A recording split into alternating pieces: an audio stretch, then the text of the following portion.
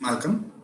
Namaste and good evening. I, Malcolm Anthony, researcher at IMPRI, Impact and Policy Research Institute, Prabha VibhutI Anusandhan Sansthan, Nai Delhi, extend my warmest welcome to you all to IMPRI #Web Policy Talk. Today, we have gathered for a panel discussion on pathways towards combating the third wave, impact and policy learnings from the second wave through a gender lens. This discussion is a part of the series, The State of Gender Equality, #Gender Gaps, organized by IMPRI Gender Impact Studies Center. We are honored to have Professor VIBHUTI Patel, who will serve as chair and moderator of today's session. Professor VIBHUTI is an influential economist and feminist, and a former professor at the Tata Institute of Social Sciences, Mumbai. Welcome, ma'am. Thank you. We are delighted to be joined by Professor Alpana Borgohain, Ms. Brinelle D'souza, Mrs. Jayashree Velankar, Professor Kiran Desai, Dr. Ravi Vaswani, Dr. Swarna Rajagopalan, and Dr. Tausi Fatima. With the permission of the chair, I would like to introduce our panelists. Please introduce the panelists. Yeah. Professor Alpana Borgohain is a professor at the Department of Women's Studies at Gauhati University, Guwahati, Assam. Ms. Brinelle D'souza is an assistant professor at the Center for Health and Mental Health, the School of Social Work, Tata Institute of Social Sciences, Mumbai, and she's also the co-convenor of the Swasthya Abhiyan, Mumbai. Ms. Jayashree Velankar is the director of the Jagori Women's Resource Center, New Delhi. Professor Kiran Desai is a professor of sociology at the Center for Social Studies, Surat. Dr. Ravi Vaswani is a professor at the Department of Internal Medicine, and he's also the clinical COVID officer at Yanapoya Medical College, Yanapoya deemed to be University, Mangalore. Dr. Swarna Rajagopalan is the founder of the Prajna Trust in Chennai. And Dr. Tausi Fatima is an assistant professor at the Center for Women's Study at Aligarh Muslim University. This discussion is a continuation of last month's deliberation titled Gendered Impact of the Catastrophic Second Wave of the COVID-19 Pandemic, Way Forward Towards Combating the Third Wave in India. I now hand the session over to Professor VIBHUTI Patel, our chair, to give the opening remarks and to proceed with the deliberations. We look forward to an engaging discussion. Yeah. Thank you, ma'am. Over to you. Yeah. Good evening, friends. I would first of all like to thank Dr. Arjun Kumar and IMPRI team, Dr. Simi Mehta, Malcolm Anthony, Maima Kapoor, and Anshula for doing a lot of hard work for today's panel discussion. And all my co-panelists, I think I'm also extremely thankful to them for giving, all of them are extremely busy with their ground level work in combating corona in a various capacities. Dr. Ravi Vaswani, who is working from 7 in the morning to 9 at night in the hospital. Jayashree Velankar, who is also very active in the feminist movement as well as public health challenges. Dr. Swarna Rajagopal, she has been very much active in the Prajna archives and also focusing on gender issues. Dr. Kiran Desai, who is in Surat, working closely with the migrant workers. Professor Brinelle D'souza, who is a spokesperson for Maharashtra for Swasthya Abhiyan and also very active in Tata Institute of Social Sciences. Dr. Alpana Borgohain, her Women's Studies Center keeps in touch with all the 7 sisters in Northeast, and Tausi Fatima, who has done tremendous work among women in informal sector.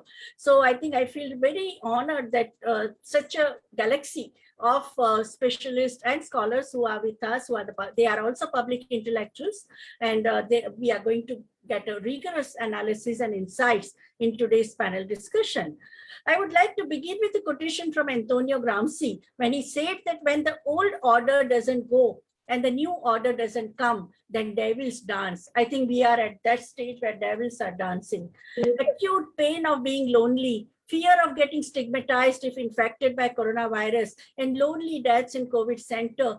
This need to be listened to. These are the kind of a mental agony with which the whole citizenry of India is going through. In this health emergency, rent-seeking behavior of both the private and public healthcare services, they are the most damaging spoilers of the whole combating COVID effort. Volunteers who are tirelessly working to get hospital beds, oxygen cylinder, concentrators, BiPAP machines are now suffering from PTSD, post-traumatic stress disorder, in the form of acute grief, hopelessness, guilt, anger, anxiety, depression, and panic attacks. After alpha variant in UK and beta variant in South Africa and gamma variant in Brazil and now delta variant was found in several parts of India, what is in store as Delta variant spreads to 124 nations? There is also fear of Eta from UK and Nigerian variety, Iota from New York, or Kappa from Uttar Pradesh, and Lambda from Peru, and less little scary Epsilon from California, Zeta in Rio de Janeiro, and Theta in Philippines and Japan. So the mutation is taking at a big scale, and people are, the scientists and medicos, they are just trying to cope up with this new challenges. In the first wave, death toll was highest among the elderly citizens. Second wave took heavy toll of young citizens, and it is predicted that the third wave will affect children adversely. Nervousness in confronting third wave increases as we do not have countrywide clinical data of disease and outcome monitoring due to absence of hospital monitoring system. During the first and second wave, the urban primary healthcare with strong public health capacity for early case detection, contact tracing, home care, and vaccination was missing. Before the third wave, more competent and commitment in this direction is needed. For this, regular consultation and guidance of the public health practitioners collective, that collective wisdom is need of an hour. And the challenges that we are facing currently on other front is that provision of public good in the post-pandemic world, because currently also, like today's paper shows that as per the weekly status unemployment, youth unemployment, more than 1/3 of Indian youth, they are unemployed. That means people don't have purchasing power. Accountability of providers of public services, litmus test of government's capability for any this kind of action to mitigate human suffering. And from 30th June to 2nd July, 3-day international conference drawing nearly 50,000 global citizens, mostly virtually, just made history in mobilizing largest number of investments to advance gender equality and women's rights to date. Governments, philanthropy, civil society, youth organizations, and private sector confirmed $40 billion of investment and major policy and program commitments at the Generational Equality Forum, GEF, which concluded in Paris on Friday, the 2nd July. Vaccine inequality that is making containment measures more difficult for people and communities, and more intensified gender-based violence, injustices against tribal communities, insecurity among youth, and feeling of hopelessness are major issues that have emerged as a major concern in the second wave. For 2021, government expenditure on health is nearly 1.2% of GDP. Education budget is 3.5%, where the National Education Policy has recommended 6% of GDP. So it's a deplorably low public investment that is also another, that is also keeping large majority of people either without the healthcare facilities, or so many of them are forced out of education system. To discuss these multiple challenges today, we have expert panel with wide range of experiences and professional expertise from different parts of India to reflect on ground level situation that would help us in building the perspective for coping with the third wave. I first go to Dr. Ravi Vaswani because he is now dealing with day in and day out with the health emergencies triggered by the coronavirus pandemic. And I would like to know your perspective, both your experiences and learnings. Over to Dr. Ravi Vaswani. Thank you, VIBHUTI. Thank you everyone for giving me this opportunity to be here and in all humility make this presentation. We've seen the impact of the coronavirus and COVID-19 from ground zero, and we've learned a lot. So what I will do is I will briefly tell you something about our clinical experience and then move on to the lessons we've learned. Sir, you can go full screen. Yeah. Yeah, I am. It's a little slow to respond. Okay. Yes, it's working, sir. So, Please go ahead. yeah. So I became COVID nodal officer in the first wave in early March of last year, and our hospital gained a name for humane treatment of COVID-19 patients. We were not turning people away from our doors in the early days. We were not charging exorbitant amounts, so much so that we become famous as a COVID hospital. So this is how I'll plan to describe our experience, the lessons learned. So we are in Mangalore, in south of Karnataka, a 1,200-bed teaching hospital. We cater to South Karnataka and North Kerala. Extensive subsidies provided through government schemes make it easy for people from lower and middle income groups to, take benefit of the healthcare in our institution. We predominantly serve a Muslim population, but there are many other religious, catering to them also. We do not have a policy to treat only Muslim patients, but somehow it's been that way that we get around 70 to 80% Muslim population. So we were fortunate enough to be able to cater to people from not only our district of Dakshin Kannada, but from many, many far and distant places. My biggest problem at the peak of the wave was trying to convince patients not to come. I would talk to the relatives on the phone and they would say, sir, my mother or father or somebody is on a saturation of 80. He or she is on oxygen of 40, 50 liters. Both the lungs are badly damaged. You want to come there? I would say, don't do it. It's going to be a futile exercise and your patient is not going to survive. They said, it doesn't matter. We'll come to Yenapoya and we'll die. That was really humbling. But I only hope we have served the population to the best of our ability and that we haven't let anybody down. And so we also have a little drainage from North Kerala. That's the Kasaragod Kannur area. So in the first wave, we had total admissions of 1,544 and 187 deaths. In the second wave, as on 20th July, we are just a little short of the first wave.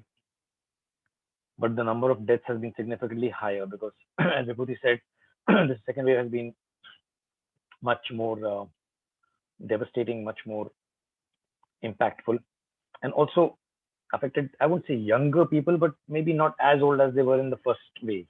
But they were definitely younger than the first wave patients. So we were the first private laboratory in the district of Dakshin Kannada to get ICMR approval for COVID-19 testing after Venlock, which is the government district hospital. We've done till date 1,17,470 RT-PCRs, and we had 10,583 positive, which is a 9% cumulative test positivity rate. This is not taking into account the RAT, the rapid antigen tests, which were kits provided by the government and which we were doing free for the patients. That data I was not able to get. Okay, so that's a bit about how we became a famous COVID hospital. I think to a large extent because one senior person like me led from the front. A lot of the other junior faculty rallied behind me. And we were able to, in the first wave, we were able to do good. In the second wave, we had much more involvement from all the faculty members, seniors, juniors, everybody. And we were able to consolidate the way we are providing healthcare much better. So these are my lessons learned. They're not officially the representation of the university, or it's open to discussion. Anybody may want to shoot them down or prop them up to you. I think the first and the only single lesson that we really need to learn is don't panic. Panicking led to all sorts of problems which compounded an already bad pandemic. So in the pandemic, don't panic is the best mantra that we can think of remembering to take forward from here. Our shortage of beds, shortage of oxygen, pressure on the healthcare infrastructure, the healthcare personnel, shortage of life-saving medicine, suddenly all available in the black market, denial of care to non-COVID people, all stemmed from the fact that we were panicking. And it's not that any one single person or group was panicking. Everybody was panicking, all the way down from individuals, all the way up to governments across the globe. And I'm not saying it's only India. So we need to take stock and realize that in future, we have to worry about how we should not panic. Lesson 2, switch off your social media. A lot of misinformation, a lot of spreading of panic, worsening. The panic situation became worse.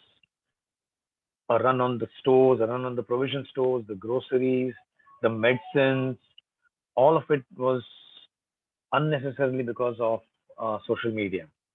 And except for, creating more negative vibes and fomenting disharmony in several spheres, I don't think it serves any purpose. So maybe there are people who think that WhatsApp does good, but as far as the COVID pandemic was, my impression is that we should rather stick to, tried and tested sources of information than listening to a forward from a friend in a group. That's an important thing to remember. I'm not saying WhatsApp is bad.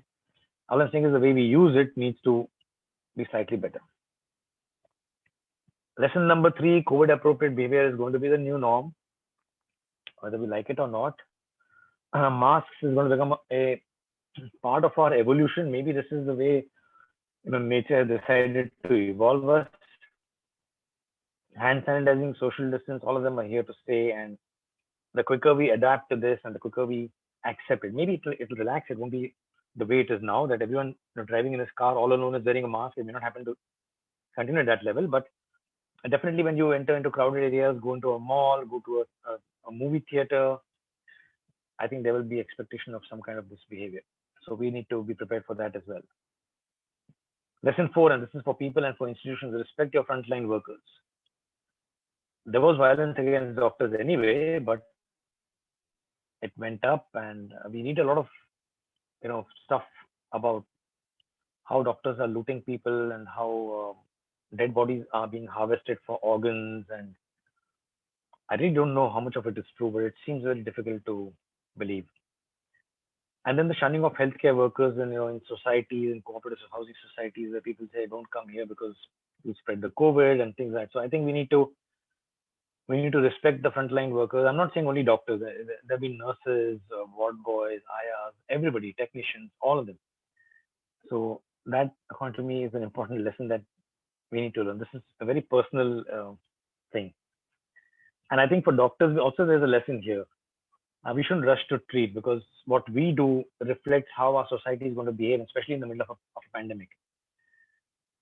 We read a small article somewhere that says, oh, hydroxychloroquine is going to work very well, and suddenly we start prescribing hydroxychloroquine to everybody, or that ivermectin works very well, and suddenly everyone rushes off to ivermectin without looking at where the data came from, what was it like, how robust was the study, what was the statistical test applied, etc., etc. All of those things need to be looked into. So we should not jump in. But then, of course, like everybody else panicking, doctors also humans, doctors also have panicked. But that panic actually has magnified the panic outside, because there was a sudden a run on the market for ivermectin and hydroxychloroquine, and the people who really needed it, sometimes the non-COVID people who were taking it for their joint pains, didn't have hydroxychloroquine in the first wave. And I think for a change, the whole country has been dewormed at one time, not just once but repeatedly. And it just seems to me rather silly that we've been chasing shadows and just trying to, of course, we were scared, we were panicking, and a lot of expectations were running on our shoulders, but still we need to learn lessons for future, not to do that. Lesson 6 is learn from the past and prepare for the future, so that, that's exactly why the IMPRI and VIBHUTI have done this. Waves 1 and 2 have to teach us whether wave 3, and not just wave 3, for any future pandemic, we need to be prepared in a different way. I think social health needs to improve much, much better. We need to have a lot of better. It's been good. The governments have stepped in, but it was more like knee-jerk reaction after. And so we lost a lot of time in the beginning. So if it can be set up before, and if everything is working smoothly, it will definitely make a lot of difference. upgrading of beds, infrastructure. Government needs to spend more in the, in hospitals and healthcare. Private sector needs to invest more in hospitals and healthcare. Increasing personnel, paying more salaries, because without that, people aren't going to be willing to enter into this profession.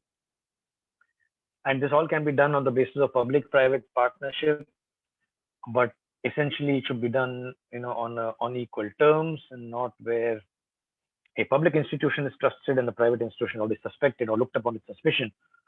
I don't think so. I mean, there are bad eggs in both baskets, and there are good eggs in both baskets. And it's up to us to be able to identify good public-private partnerships and grow on that. I think the last lesson from my side is to listen to the voice of the people. What we did is we found feedback coming from patients and relatives that they feel lonely in the COVID ICUs. They don't know whom to talk to. We allow the very restricted traveling of visiting of the healthcare.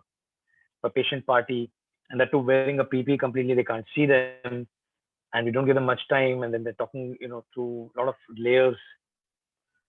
So they got back to us and said, "This is not good. We need something better." And so our hospital designed a telecounseling system, wherein not telemedicine, where people are remotely accessed for healthcare, but this is telecounseling, where the patient party was distantly watching their own relatives inside the ICU. And there was one team member in the ICU showing the tab to the patient, and one system down in the OPD block where telecounseling staff were showing the patient to the patient party, and they were talking and interacting through that. So there are ways and means. I'm sure every hospital would have done some kind of innovation on their own, but this is what I thought was worthwhile mentioning here. So that's it from my side. Over to you, Vibhuti. Thank you, Dr. Ravi Vaswani, for bringing in the first-hand experience as a nodal officer, COVID nodal officer of the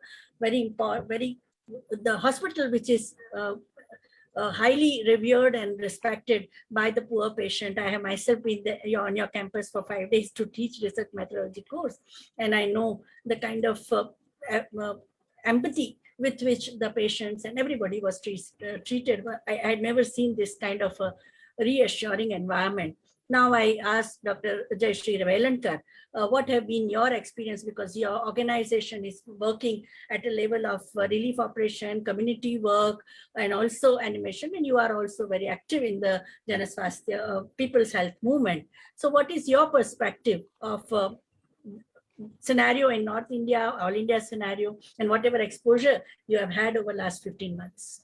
Yeah. Thank you very much, Vibhuti.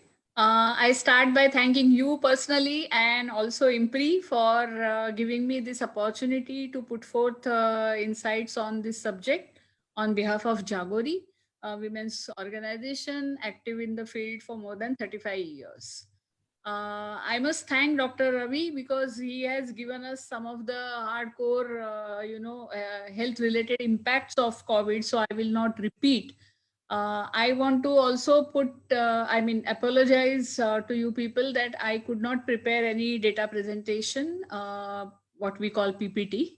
I don't want to publicize Microsoft, so I prefer to call it data presentation. But because of my eye ailment, I was advised not to use screen for last 2-3 days, and so I couldn't prepare one. I'll make a verbal presentation, and after my presentation, I will also turn off my video to avoid screen usage for a long time. So let me begin. Since we are looking at this whole COVID thing through gender lens and the impact and policy learnings. So some of the impacts, the obvious impacts, Dr. Ravi has established already. So without repeating that, if we just list some of the impacts, obviously, large scale, especially the second wave, has seen large scale deaths. Though the estimates, official estimates differ, and there have been several attempts to provide some kind of estimation around the number of deaths that probably have taken place in India, and they vary from 24 lakhs to 40 lakhs. So even if you take median figure, it is very, very high. and it is indicative of the large scale destruction of people's lives and livelihoods, I would say. And the very first policy learning begins there. Many people believe that we were suddenly caught unawares, as if unawares of the second wave, which is not true. The Parliamentary Standing Committee on Health and Family Welfare in November 2020 had forewarned about it, that there is a possibility, and we completely kind of ignored that. And we probably like to believe that, the worst is over and now we can celebrate our melas and rallies and whatnot. So we went ahead with that, and there itself is the first policy learning that, whether it is public health or whether it is economics or whether it is whatever policy, it has to be evidence-based and rational, based on sound data.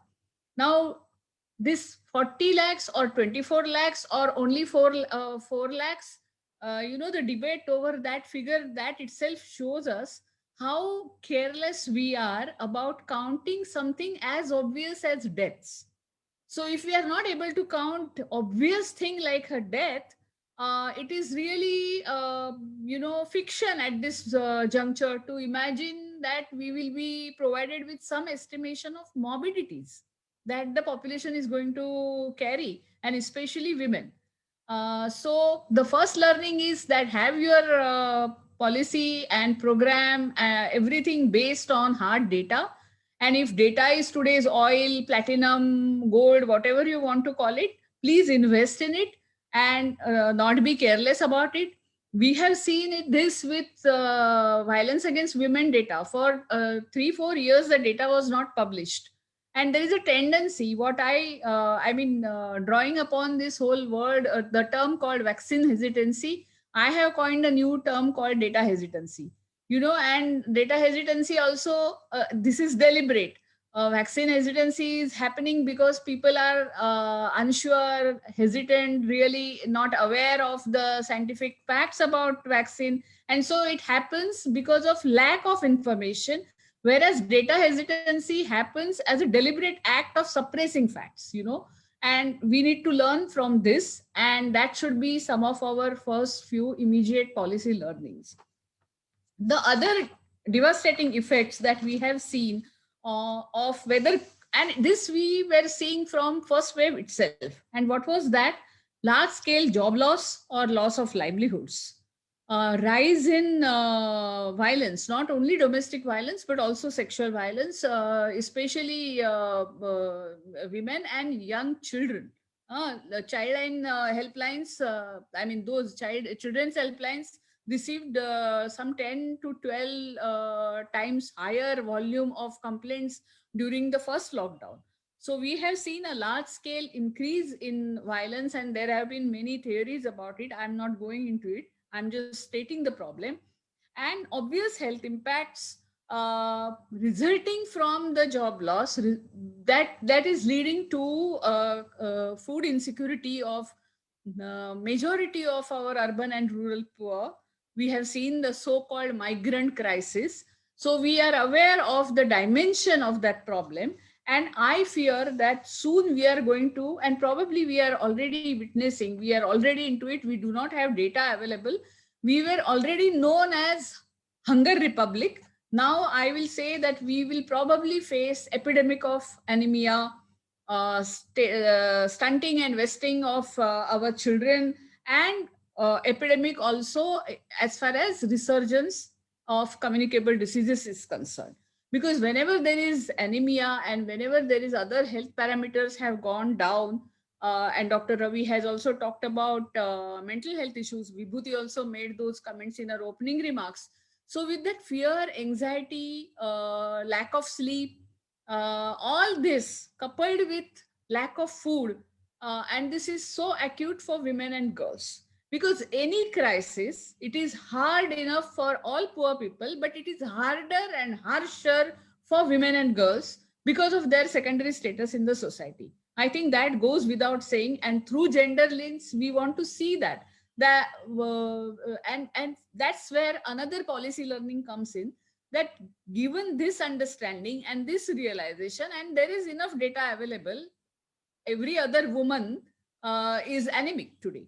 And if you see adolescent girls, the anemia is 61 to 64. I mean, there is a range, but in some states it is up to 64%. So if there is such high level of anemia, and if you don't see proportionate or commensurate response as far as ICDS, Sabla or RKSK schemes being implemented in last 15 months, there is cause to worry.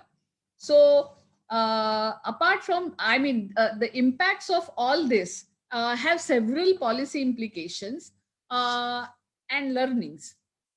Again, well-known fact that our public health infrastructure and the overall philosophy and programs, they were always underfunded. They were always uncared for. The government didn't bother about it. And last few years, all of us have learned to kind of live with the fact of private healthcare. And that, I think, became very, very clear to people from all castes, class. I mean, forget whether you were Rajan Mishra of this world, or whether a poor girl from one of the communities where Jagori works, both died because of want of oxygen. So, you know, this class divide was demolished because of our pathetic state of affairs as far as health is concerned. And this again is policy learning, though I don't know this policy learning, Swasthya Abhiyan and other, many of you, we already had it, but those who are our implementers, decision makers, what are they going to do about this policy learning is the moot question. The next point that I want to make is, there were no beds, no oxygens. Now there are no vaccines. And we have seen the kind of flip-flops on the vaccination policy, whether sanctioning of 2 or 3, and especially Covaxin, and the kind of difficulties now we are facing internationally over those vaccines. Again, the role of private research institutions and corporate interests becomes very clear, because many people think that if COVID appeared in, say, February, March 2020, and in few European countries, say January onwards last year, how come so quickly vaccines were available? They forget that, you know, during the last SARS outbreak, which was an epidemic, not a pandemic, 15-16 years ago, many countries suffered. And that time there was a lot of research carried on. But no, because it was epidemic, it was controlled in a limited time.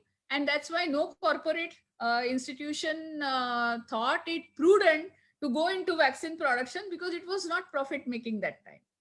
Now it is profit making. And so we see the kind of competition and the kind of policy flip-flops on the part of government that happened. But as usual, worst sufferers are women. Whether you take the data on COVID deaths, COVID critical care, or COVID vaccination, though we do not have very authentic data, all India data, there are snippets and news items that indicate that everywhere women are suffering, women are faring poorly compared to men. And this is no breaking news, because we had seen that even when it came to non-communicable diseases like heart problems or diabetes or high blood pressure, we had always seen that all the critical care, or say like bypass surgeries and hospitalizations, it was always more men who would opt for it and fewer women. And it was not because women are scared of those treatments, but also because the families didn't find it important to invest in women's health. That is the case from childhood to old age. We have seen studies in Punjab and Haryana hospitals showing more boys, young boys, infants, more boys being admitted in hospitals. That does not mean girls in Punjab, Haryana don't fall sick and don't need hospital care. It's just that families don't want to invest. The same logic operates whether it's COVID or whether it's any other disease. But in COVID, it became even more apparent. The other impact that we are witnessing is huge indebtedness that people are now going through because of COVID treatment, because of job losses and losses of livelihoods. Now, all this is going to impact people's health, and whenever anything impacts larger population, as I said, it is going to impact even more harshly. It will be the case for women. We did, Jagori very recently did telephonic interviews with 25 domestic workers just after the second lockdown was announced in Delhi. We could get only 25 on telephone because not many could afford to have their phones recharged because they had no money.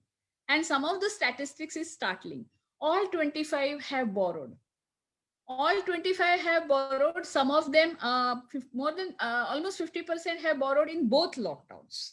Let me give you some more data about that.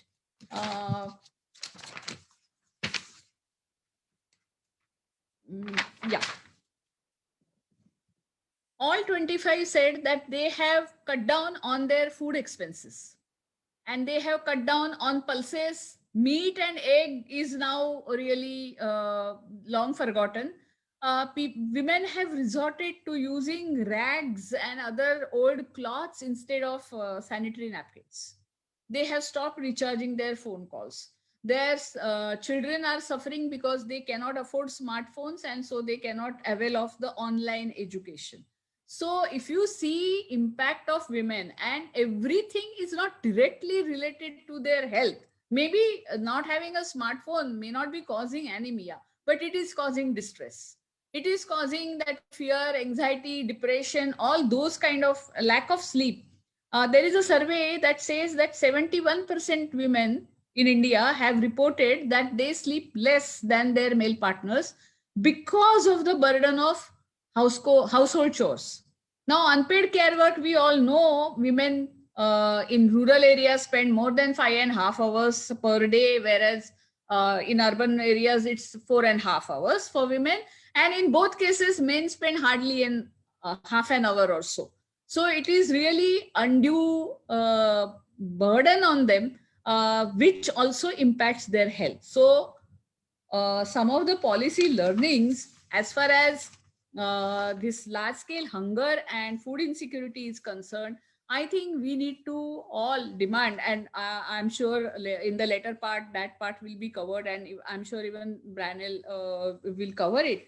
But I think we need to ask for universal PDS without any conditionalities, maternal benefits without any disqualifying criteria, because presently we have, if it is third pregnancy, the woman will not get maternity benefits, nor will she get additional ration. Now UNICEF last year had published that there are some 7 million unwanted pregnancies, because we all know that Disaster Management Act didn't cover contraceptives as essential service or reproductive health services as essential services. And so even when women wanted to plan their families or women wanted to abort, those services were not made available to them. And now we have a state government coming up with a fresh policy that imposes two-child norm. And since last year, I have been saying that actually for next few years, all those people, all those children who are born either in 2020 or now will be born in 2021 may be considered as COVID children. And, they should not be penalized, or their parents should not be penalized for their birth. And they all should get school admissions and other welfare scheme benefits, whatever is available to others.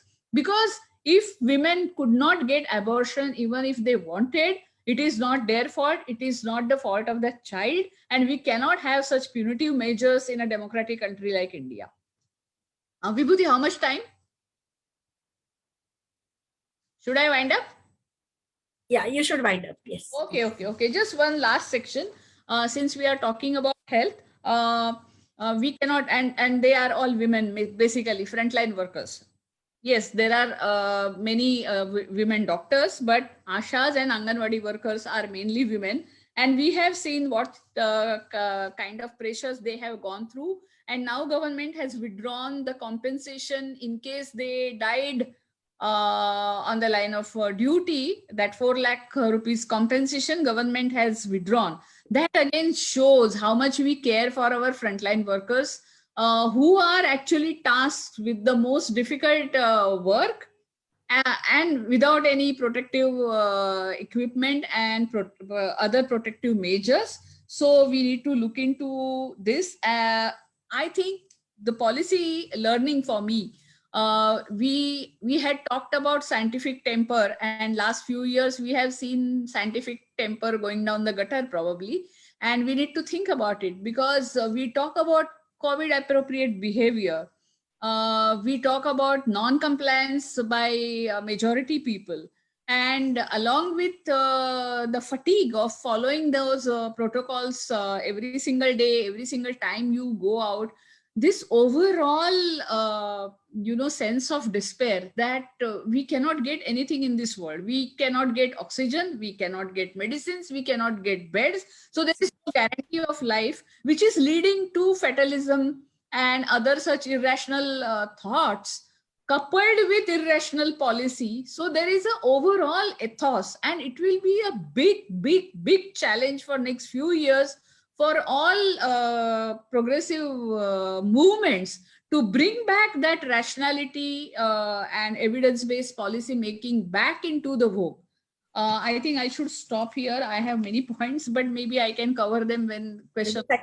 Last round. Okay. Yeah.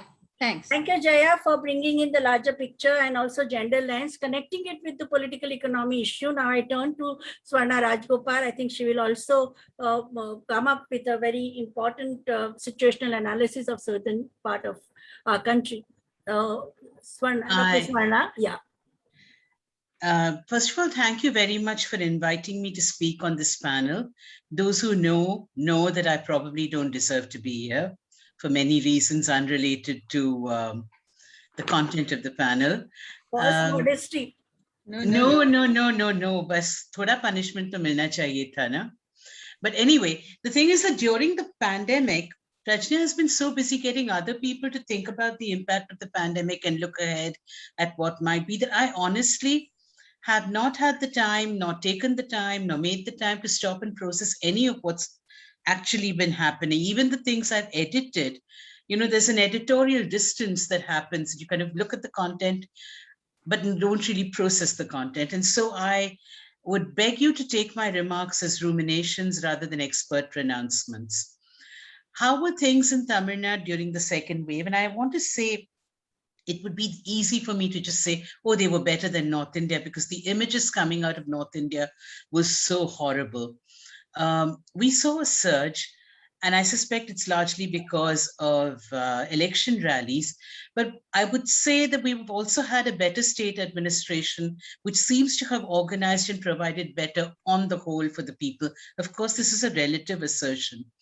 But I also want to say very honestly to you that, like most Indians, I found the second surge much harder to handle emotionally and mentally, and for all the effort that it took to get through the tasks of each day while processing the news and the uncertainty, I don't think I really monitored the outside world in any way like an activist or a social scientist might. Like so many, I just got by those months. And I teach, so some of my energy also went into working with students who were processing a crisis that they could not have imagined and a crisis that they will never forget. But lack of expertise has never stopped anyone from speaking on a subject, has it? So let me share some thoughts with you anyway. And indulge me, because I am going to step back into the first wave. I don't think the experiences have been quite so discrete from a gender point of view, but there have been enough continuities of experience. Also, there are some things that I want to share that come from our work in Tamil Nadu with other groups in Tamil Nadu. We are not on the ground at all. Anyone could have predicted the rise in domestic violence or other kinds of violence. This was only news to the media and the political class, I think. Anyone could have met, but we had, despite this, what we realized is there'd been absolutely no preparation for such an exigency. With the pandemic, without a pandemic, we simply don't have enough shelters, enough support services, enough helplines, enough capacity, enough sensitization or training. And I think all of the feminists on this panel will agree with me completely. But I want to go beyond domestic violence and say that in a consultation we did in December with groups around the state that were not feminists, that were not working with violence, but had begun providing services because there was a demand. There were other things that came up. For example, intersectional issues like young people who had been going to marry somebody outside their caste, but now needed family support, were told, no, now marry who I tell you, or you can't stay in this house. And where will you go in a time of lockdown? Where will you go when you're losing your job? This is also particularly true for LGBT plus people who had to go home. They had to leave partners. Sometimes they hadn't come out. It was a complete change, or this was a home where they had faced curative violence. Economic distress in the family led to argument, violence, where victims were unable to reach shelter homes because COVID tests were required and they couldn't get them easily, or they couldn't afford them. And of course, in Tamilnadu, you keep hearing about the reopening of TASMAC and the impact that it has on women's lives when men who are sitting idle at home start drinking. But since the first wave, have we addressed any of these in more than an allopathic, lamenting manner? I don't see it. I'm sure there are people who know more than I do, so you can tell me. Then let's look at livelihoods, because the world of work changed dramatically in the pandemic for women. Livelihoods became precarious. It became more difficult to do any kind of work and more fraught with new kinds of abuse. So for thousands of women in domestic work, street vending, or other micro enterprises like an iron shop or a banana shop, work simply stopped. Migrant women workers were the invisible among the very visible thousands who were walking home. We were not even thinking of them before they began walking home. For women in care professions, the risks and the expectations multiplied, but there was no concomitant rise in support. Women in offices, colleges, and schools were expected to work from home with no measures to support that work, whether it is an independent laptop or a smartphone or whatever. They were supposed to telecommute and do their work, but there was no support. Plus, of course, increased housework, lockdown scarcities. How do you do this? How do you get rice? No shop is open. Sharing of space. I know this is old hat for everyone, but I just want to say, think about the fact that they will emerge from this and be assessed as underperforming. They will fall behind on raises. They will fall behind on promotions. And quite likely, they will finally do a cost-benefit analysis of that stress and drop out of the workforce. When before the pandemic, we were already saying there were too few women working outside for money. Working on Zoom and other video conference platforms has also opened women up to new kinds of sexual harassment. And this is at a time when internal committees were not accessible, local committees were not accessible, and committees were not meeting easily in a lot of organizations. So where would they go? Finally, I want to talk about the new labor regulations that were ushered in everywhere, which have rolled back workplace rights for everyone. But women are already marginal, especially in the trade union movements. And I see my friend Sujata is here, so you can chime in the chat and talk about this. But now, how many more barriers? Who cares about this? Nobody. Let's talk about gender relations. In the beginning of the pandemic, there were all these photographs, you know, I am sweeping the house, I am cutting vegetables, I am making tea, right? But what were they actually doing? So Nari Samta Manch in Pune did a survey, and then we copied their survey in Tamil and put it out in Tamil Nadu. And what did we find out? Yes, women and men both thought men were doing more, but we don't know what the baseline was in most cases. What were they doing? They were doing shopping for vegetables and provisions, outside work. They were going to the bank, outside work. They were buying medicines, outside work. And they were boiling milk and making tea. Okay, now I understand that this is a step up in patriarchal households where men do nothing. But The thing is, the good news was that 60% of the men said, oh my God, there is so much work to do at home. That was the realization they had. But you know, where is our standard? How are we so easily pleased? What was the act when children were given work in the house? The same gender division of labor was replicated. So what has changed in gender relations in the pandemic? I would say that in fact, it has reinforced them. Two things that emerged in our survey. A lot of the questions, you know, we asked about violence or relationship, the answer was can't say, don't know. So is this silence, or is this simply a lack of awareness that prevents you from assessing your own situation? Plus, on the question of consent before sex, men thought by and large that they in fact always had received consent for sex. Women did not always think so. I'll leave it briefly at that. Public sphere participation. Now, I'm a political scientist. I don't know what other guys I'm here on, but essentially this is who I am. It bothers me a lot that women have left public spaces and been unable to return to them for want of public transport, for want of a market, for want of vaccination access. During the Tamilnadu election rallies, you could see women out there, but you could also see a lot of misogyny. As the lockdown has coincided with a larger shrinking of public space and erosion of human rights and civil liberties, arguably with tacit public consent, nobody cares about this. Okay? The question is, will women return to the public sphere? From the inspiring participation of women in the Shaheen Bagh inspired anti-CAA protests just before the pandemic hit, we went to a time when stepping up or stepping out have become difficult or taboo. The women in the farmers' agitation give us hope, playing as they have with, you know, both vocal and support roles. But the ruptures in women's participation in the mass movements is real. It may heal, but my question is also about women in party and electoral politics. What about feminist participation in party and electoral politics? In Tamilnadu in 2019, in the general elections, we sent back 3 feminist women to parliament. Is this going to be replicable in the coming elections? So many organizations doing rights work have turned in the emergency to providing rice and dal and provisions.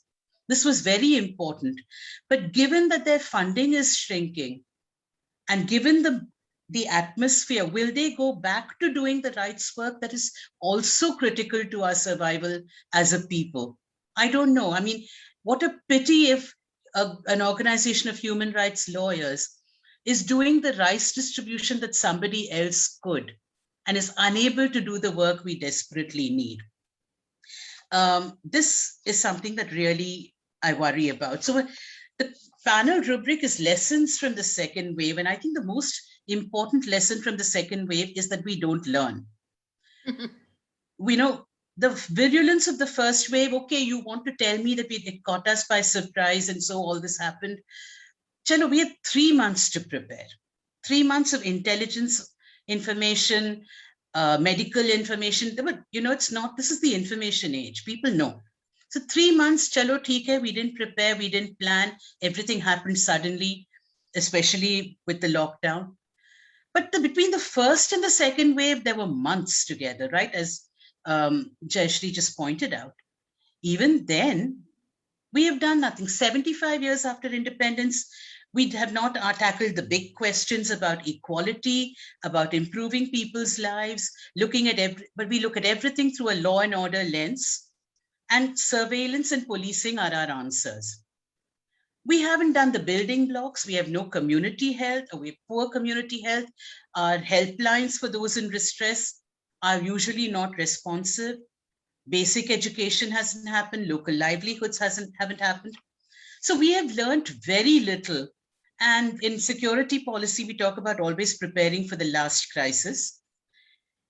In some sense, we are fixating on the previous deficits and we are not anticipating what can come. So this is why before the second wave, election rallies, Kumbh Mela, all that. I will run VIBHUTI because I don't want to linger over things everybody knows. The most important lesson for the third wave really should be caution. So too many Indians have to go to work, but those of us with the privilege of not stepping out should stay home and not spread the virus. Stay home, wear a mask, share whatever you can, and respect the health needs of others. You know, this sort of bravado about, I can go, nothing will happen, I got the vaccine. To me, this is the most critical lesson that all of us need to learn. Policies out there, but we also make this country. So my worries about the road ahead in the context of gender equality or inequality are, as resources shrink, so will inequality of access by gender, by caste, by class. This includes jobs. On-off lockdowns will hurt women street vendors, domestic workers, and in a cascading of economic troubles when middle-class incomes take a hit because of layoffs, health expenses, or the loss of a breadwinner, working-class women will lose jobs. Already uneven, access to schooling, healthcare, nutrition, and housing will become more challenging for more school children. So 20 years ahead, we will have very sickly citizens. Among them, girls will get pressed sooner into joining the workforce in low-paying jobs, staying home from school to provide childcare while their mothers go out to work. They will be married too early, with the concomitant risks of child sexual abuse, marital rape, early pregnancy, domestic violence, and so on, or they're risking being sold. Those privileged enough to get past these barriers will leave school to find that the road to college is empty of women. Fewer women street vendors and small entrepreneurs, fewer women in public space professions like auto drivers, fewer women on their motorcycles, fewer women in offices. Everyone was locked down at home, but the representation of the public sphere as being fraught with risk has intensified in these last 1.5 years. So why would you send your women out there, right? Because protection, like surveillance, is also how we respond to our perception of threat.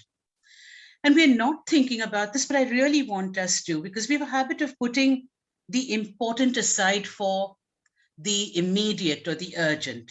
What happens to women's participation in the public sphere of politics?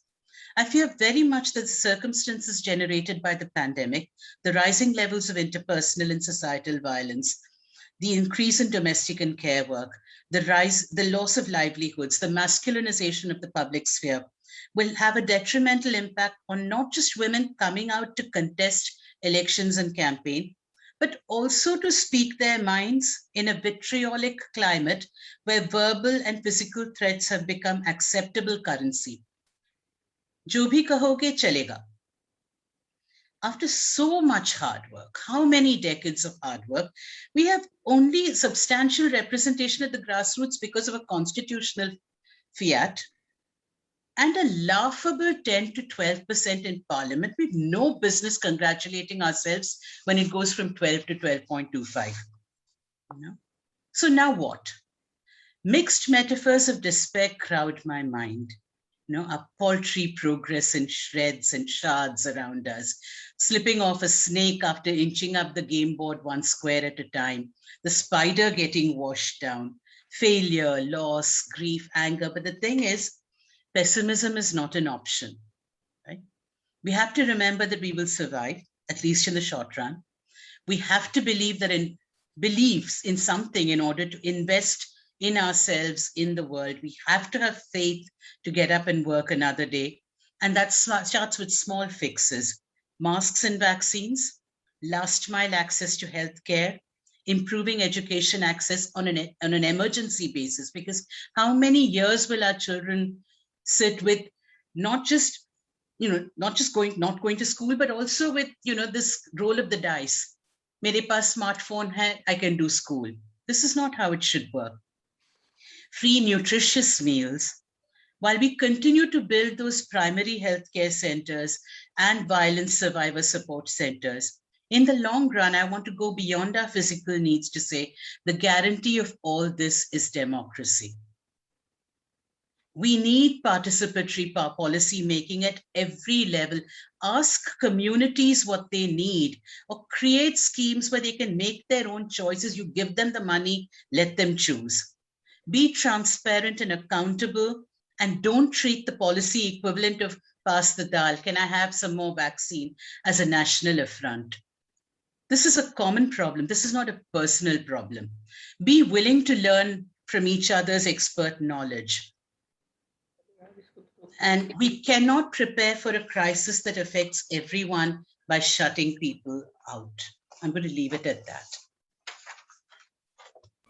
Vibhuti ma'am, please unmute. So bringing out a very important intersectional issues and also the question of shrinking spaces for women in public life and also citizens' rights, we need to assert, and pessimism is not an option. I think that was very well said, and I think it's very important all of us have to remember this. Now I asked Professor Kiran Desai to share his experiences of what's happening in the industrial town of Surat and also the vast amount of research that he has done on the migrant workers.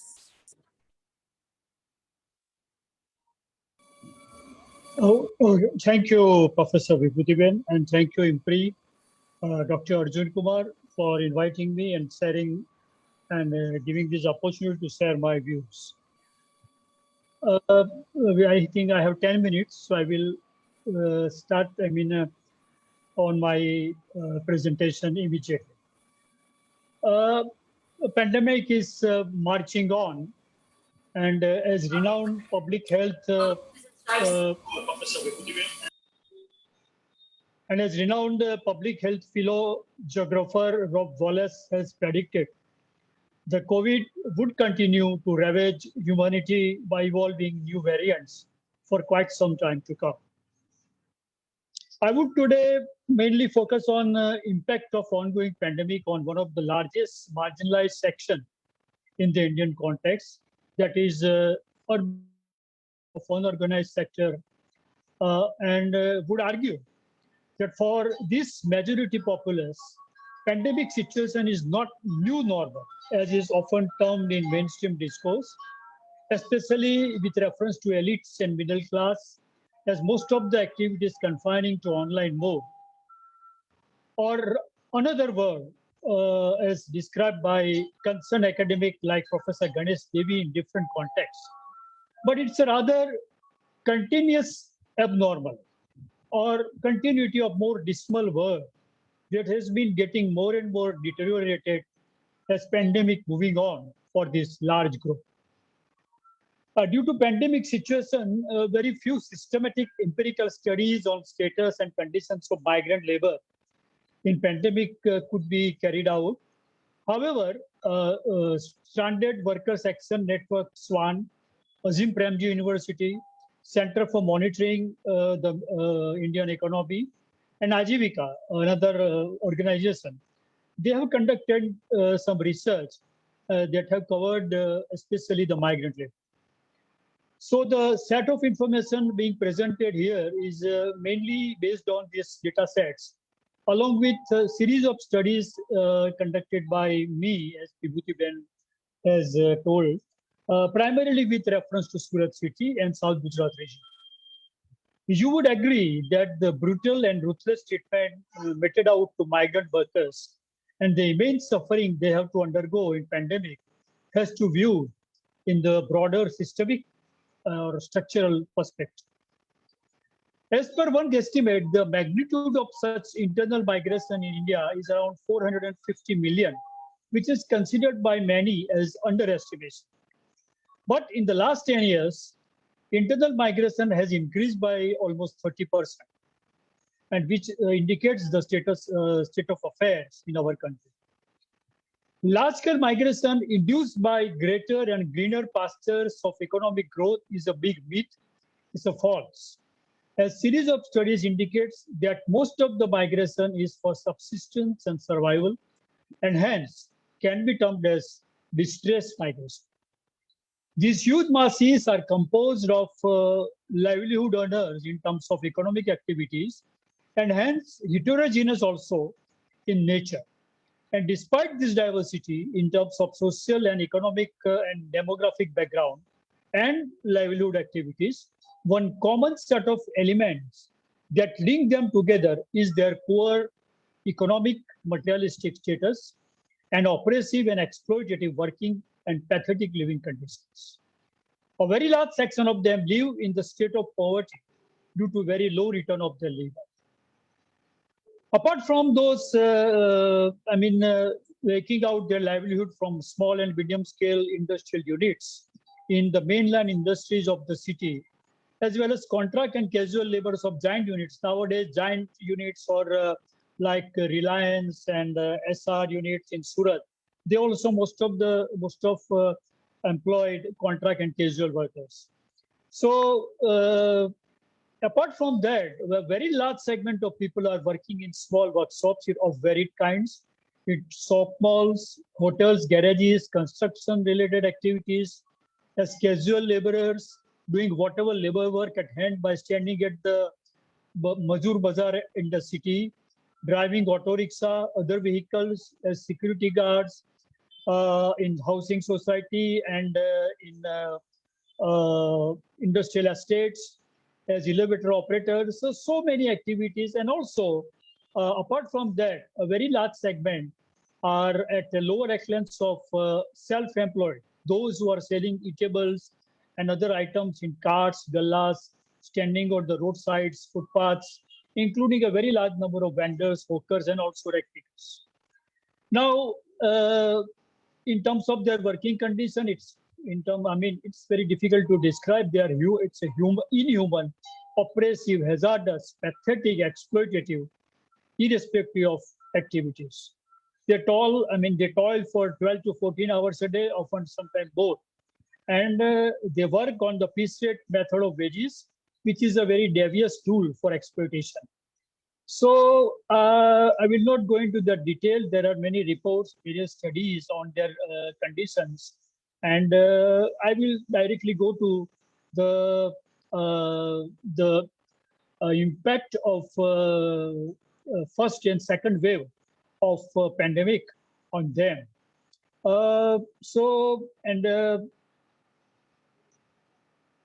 But in terms of living conditions, they live in slums. And if I quote Swan report, narrating their condition during pandemic is like bringing out the archive of distress and museum of misery created by the government's chaotic travel orders and gross mismanagement of the process of sending the workers back home. And as somebody has said, it is very deliberate. It is not, mismanagement, it's a very deliberately done. But because of sudden and dramatic announcement of lockdown in March 2020, as we know, and we have seen on the television, we have read the newspaper reports after some time, that most of them were stranded at their destination places in the cities. So what happened there? They were workless, so devoid of any income.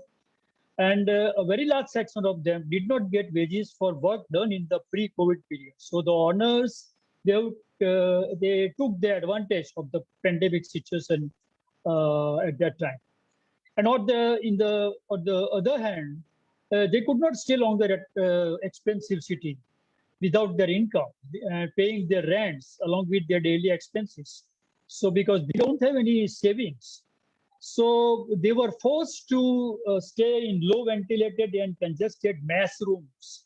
For working class, there are some mess rooms being started by people from their own regions, wherein some 100 workers were packed inside a 500 square feet room.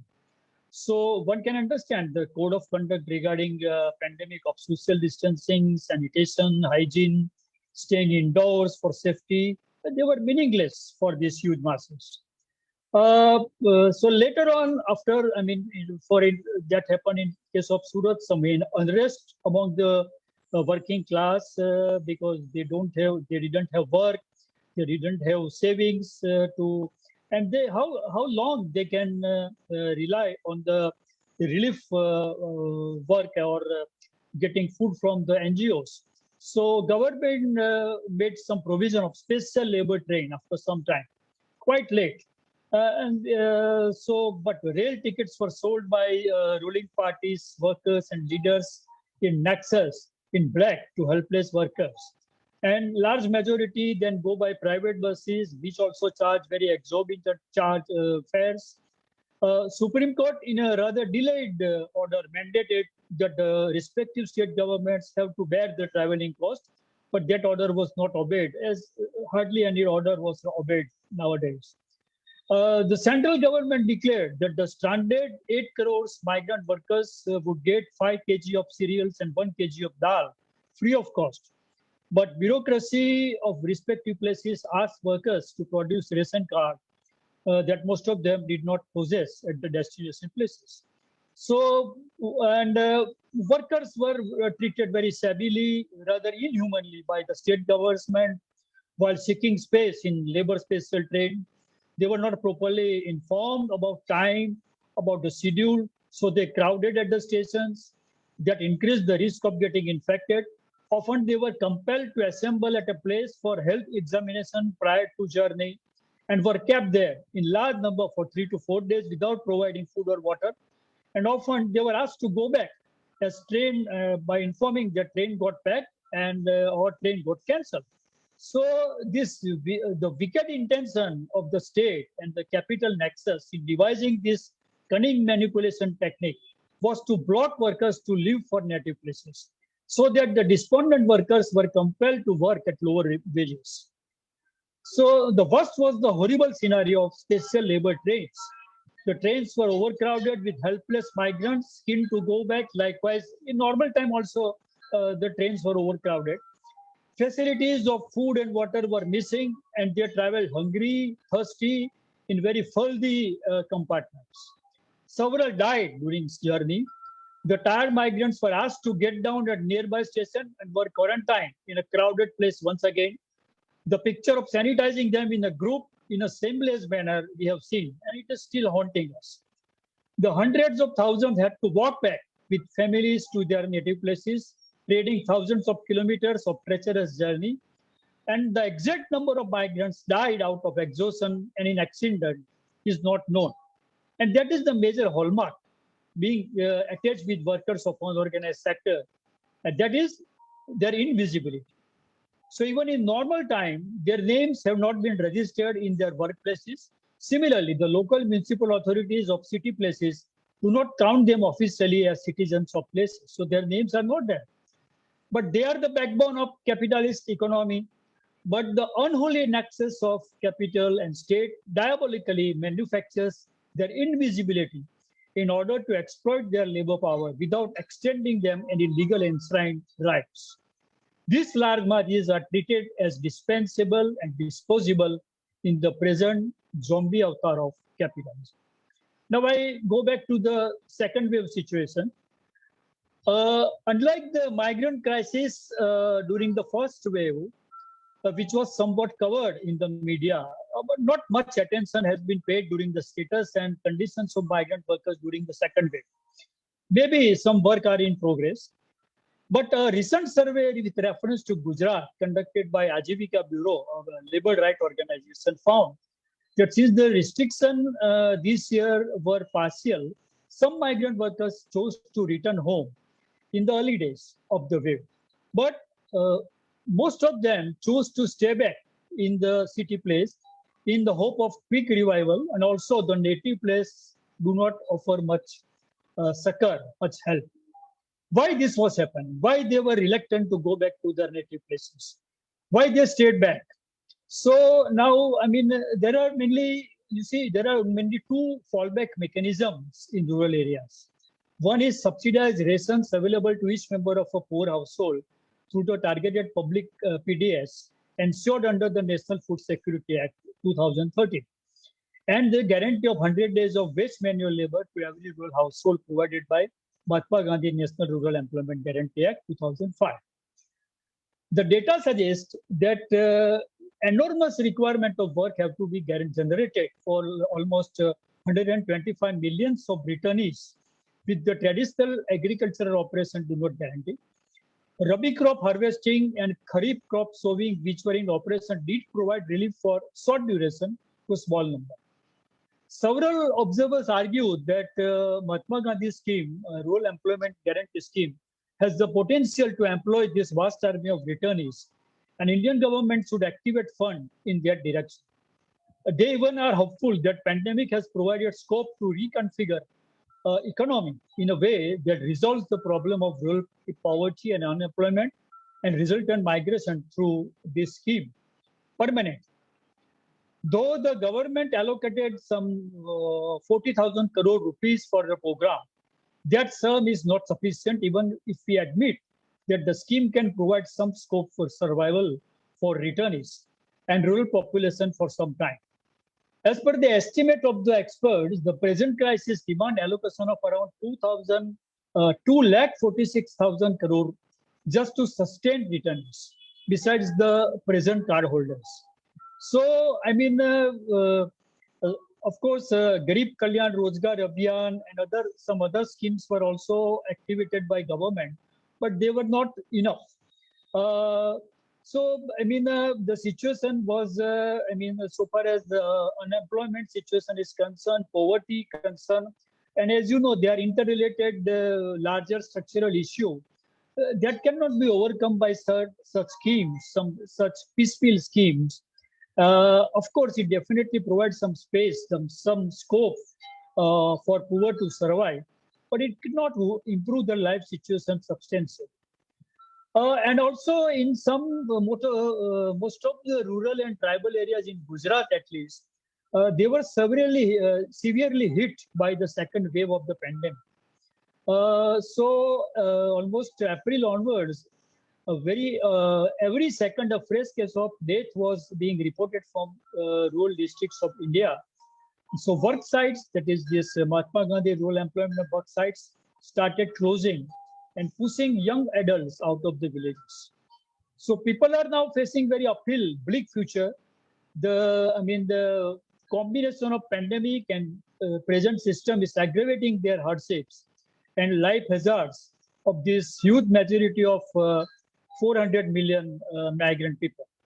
So they return back to their destination places in whichever cities they were working earlier. But their weekly earnings fell by almost 30% as Ajivika study has deduced.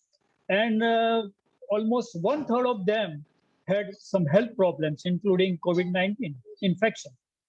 And access to vaccines remains very constant worry for them. When lockdown became less stringent, vendors and housemaids, women, they wanted to resume their livelihood activities, but police and middle-class societies denied them entry and treated them very harshly. So whenever instances of corona infection have been reported in such housing societies, often the finger was directed towards housemaid or security guard for cause of infection.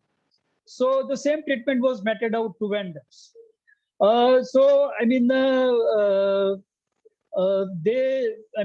They have to spend money from their whichever earning they have got, whichever little earning they have got, and most on 2/3 of them, I think, they have to remain hungry for a few days.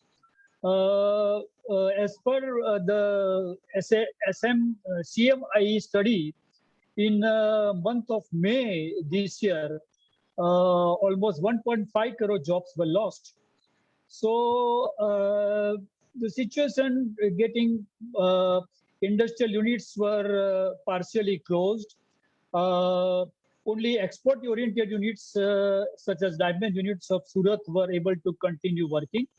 But textile industry again, only export units they are keep on working. But in earlier 2020, the export orders getting less and less, and so the production gets declined almost by 25%. So even the payroll workers, the regular workers, were being paid only for the days they were called in. So the employment situation again, as somebody has reported. In this situation, Kiran Bhai, what are your suggestions? What should the government, state, and the employers do? Okay, yeah.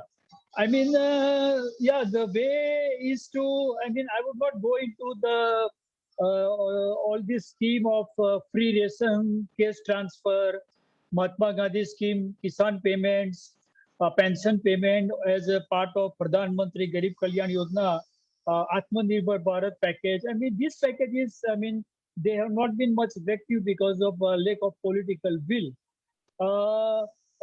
Supreme Court has directed all states to implement the One Nation, One Ration Card scheme so that the problem regarding their identity can be resolved. But again, I don't know how this will be implemented. Some scholars like Drees and others, they have proposed the universalization of PDS as a prompt solution. Amartya Sen and others, they have also mentioned that the temporary ration card should be issued. But I don't know how far this will resolve the issue, because these are all structural issues. But the major thing is, I think, to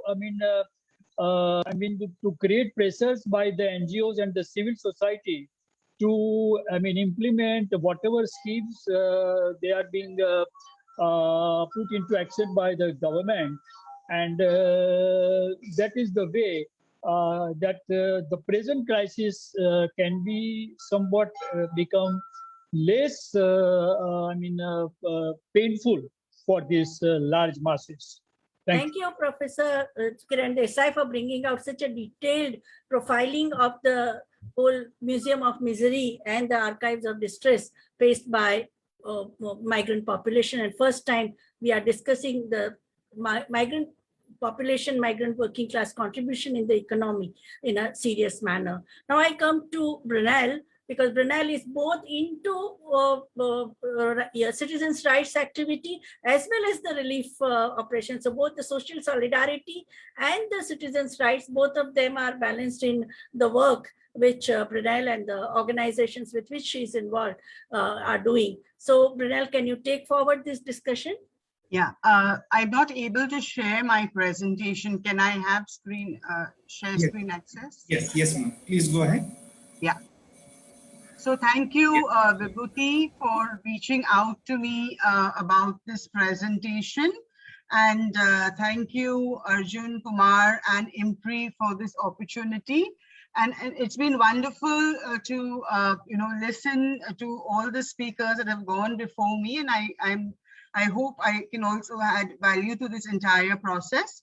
And I will be speaking largely from my from my experiences primarily with the activism around access to healthcare, which we had taken on as part of Swasthya Abhiyan, Mumbai. Okay, and also some of our work through relief that we were involved in as part of this network called Mumbai Response. So I will be speaking from both these standpoints. I'll just okay.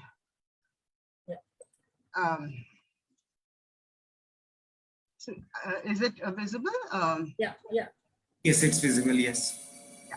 Yeah, so pathways towards combating the third wave, impact and policy.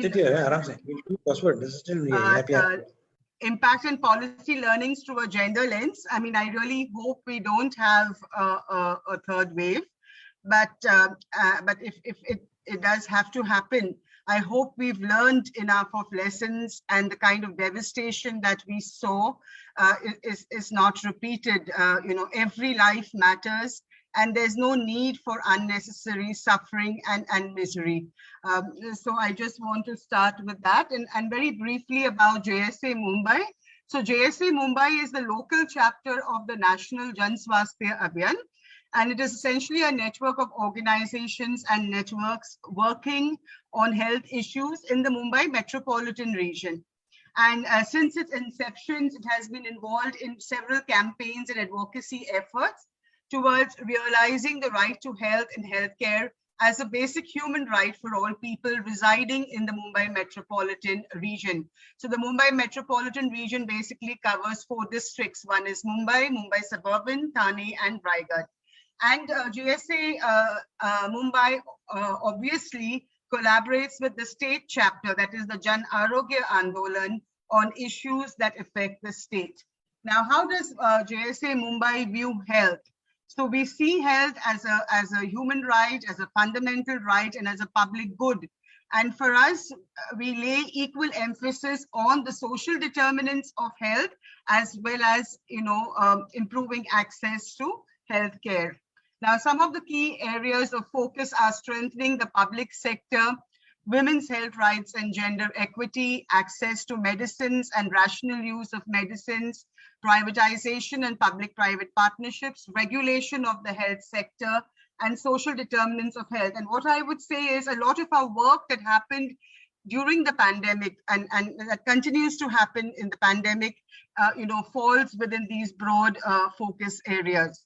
Now, before we come to what JSA Mumbai, about how JSA Mumbai rather responded to the pandemic in the MMR region, or primarily in Mumbai and Mumbai suburban, let's look at the health situation in Mumbai, because our interventions have to be juxtaposed against this larger context. So you see that in terms of mortality or deaths, heart disease, cancer, diabetes account for more than 60% of the total deaths in Mumbai. And 28% of these deaths occur before the age of 60. Now, obviously prevention should be the focus, but for many reasons, treatment is often initiated at later stages, which proves to be costly and provides very little benefit. Now, you also have non-communicable diseases. I mean, non-communicable diseases are predominant, and yet these are preventable. But the programs, the non-communicable disease programs, are really in their very early stages in the city. And communicable diseases continue to prevail. You have tuberculosis, including drug-resistant forms, and Mumbai, in fact, has the maximum drug-resistant tuberculosis cases in the country. You have HIV, dengue, malaria, and others. And maternal and child health, in spite of the best efforts, still about 200 to 300 women die due to factors associated with maternity every year. And infant mortality is about 25.5 out of 200 newborn. Malnutrition, about 17% children in Anganwadis across Mumbai were underweight in 2018 and 19, of which 2,713 were severely underweight. Now, as many of the other speakers have also pointed out, that the poor and vulnerable bear the brunt of the quadruple burden of diseases, and women carry a much higher burden. Even among the poor, it is the women who carry a greater burden. Now, if you look at the Municipal Corporation of Greater Bombay, which is actually the richest corporation in the country, okay, but you see that if you look at the MCGM budget over the past 4 years, you see that capital expenditure utilization is poor. The health department budget is much less than hospitals combined. Most expenditure is for establishment costs, and the proportion of budget for programs is minimal. And other corporations in the MMR region have much less resources and much weaker infrastructures. Now, in fact, until 1991, the expenditure on health by the BMC was between 25 to 30% of its budget. At present, it's down to just 10 to 12% of its budget. So what is the larger picture? You see a significant rise in population, but not commensurate increase in public sector beds. Nearly 30% of the sanctioned posts remain vacant. Now, the SDG target is 550 medical, paramedical, and nursing personnel per 1 lakh population. The current number for Mumbai is 73 medical, paramedical, nursing personnel per 1 lakh population. And based on the National Health Mission norm, which says 1 dispensary for 15,000 population for primary healthcare, Mumbai requires actually 829 dispensaries, while it currently only has 198 public dispensaries. Not a single ward in Mumbai meets the criteria of one dispensary for 15,000 population, which is the NUHM criteria. So you obviously have a tremendous crisis in the public health system. And you have a huge private sector, which is dominant, okay, and dominating. You have, big private hospitals have already been in existence since many years. A big chunk of them are registered actually as trust hospitals with the Office of Charity Commissioner. They have received many subsidies from the state, and they're supposed to be providing 10% of their beds free for those with incomes below 85,000, and at 50% concessional rates for those with incomes less than 1,60,000. Yet the compliance is extremely poor. In fact, in the pandemic, when when we were looking at data, and we went to the Charity Commissioner's office, website of the Charity Commissioner, what we found is that almost 90% of these beds were non-utilized. Okay, and this was happening at the time when there was a desperate need for beds across the city. And many people could not afford treatment at that point in time. But the data on the commissioner's website showed that under these categories, the beds were not utilized. Okay, you also have many small nursing homes that provide most of the services, but they have very poor governance structures. And you have single physician dispensaries, clinics, including qualified and non-qualified practitioners. In fact, many of the urban poor go to non-qualified practitioners because they are accessible, they are non-judgmental, and they're often cheaper. Now, in terms of the social determinants, let's look at this because it's very, very important to look at the social determinants. Since in the COVID pandemic, hand washing, crowding are important determinants of COVID infection. Now, you see that the poor have very, very limited access to water and have to pay really high sums of money for water. Okay, and therefore, they don't have the liberty to use water liberally or to wash their hands and protect themselves. You also see that public toilets, in many slum areas, actually, public toilets became the hotspots for infection. In Dharavi, for example, you have one toilet for 1,500 people. And you see that there is only, even though we have limited toilets, the access, there is only 1 in 4 public toilets are available for females. Okay, so this is also creates conditions of vulnerability and risk. Now, if you're going to the COVID-19,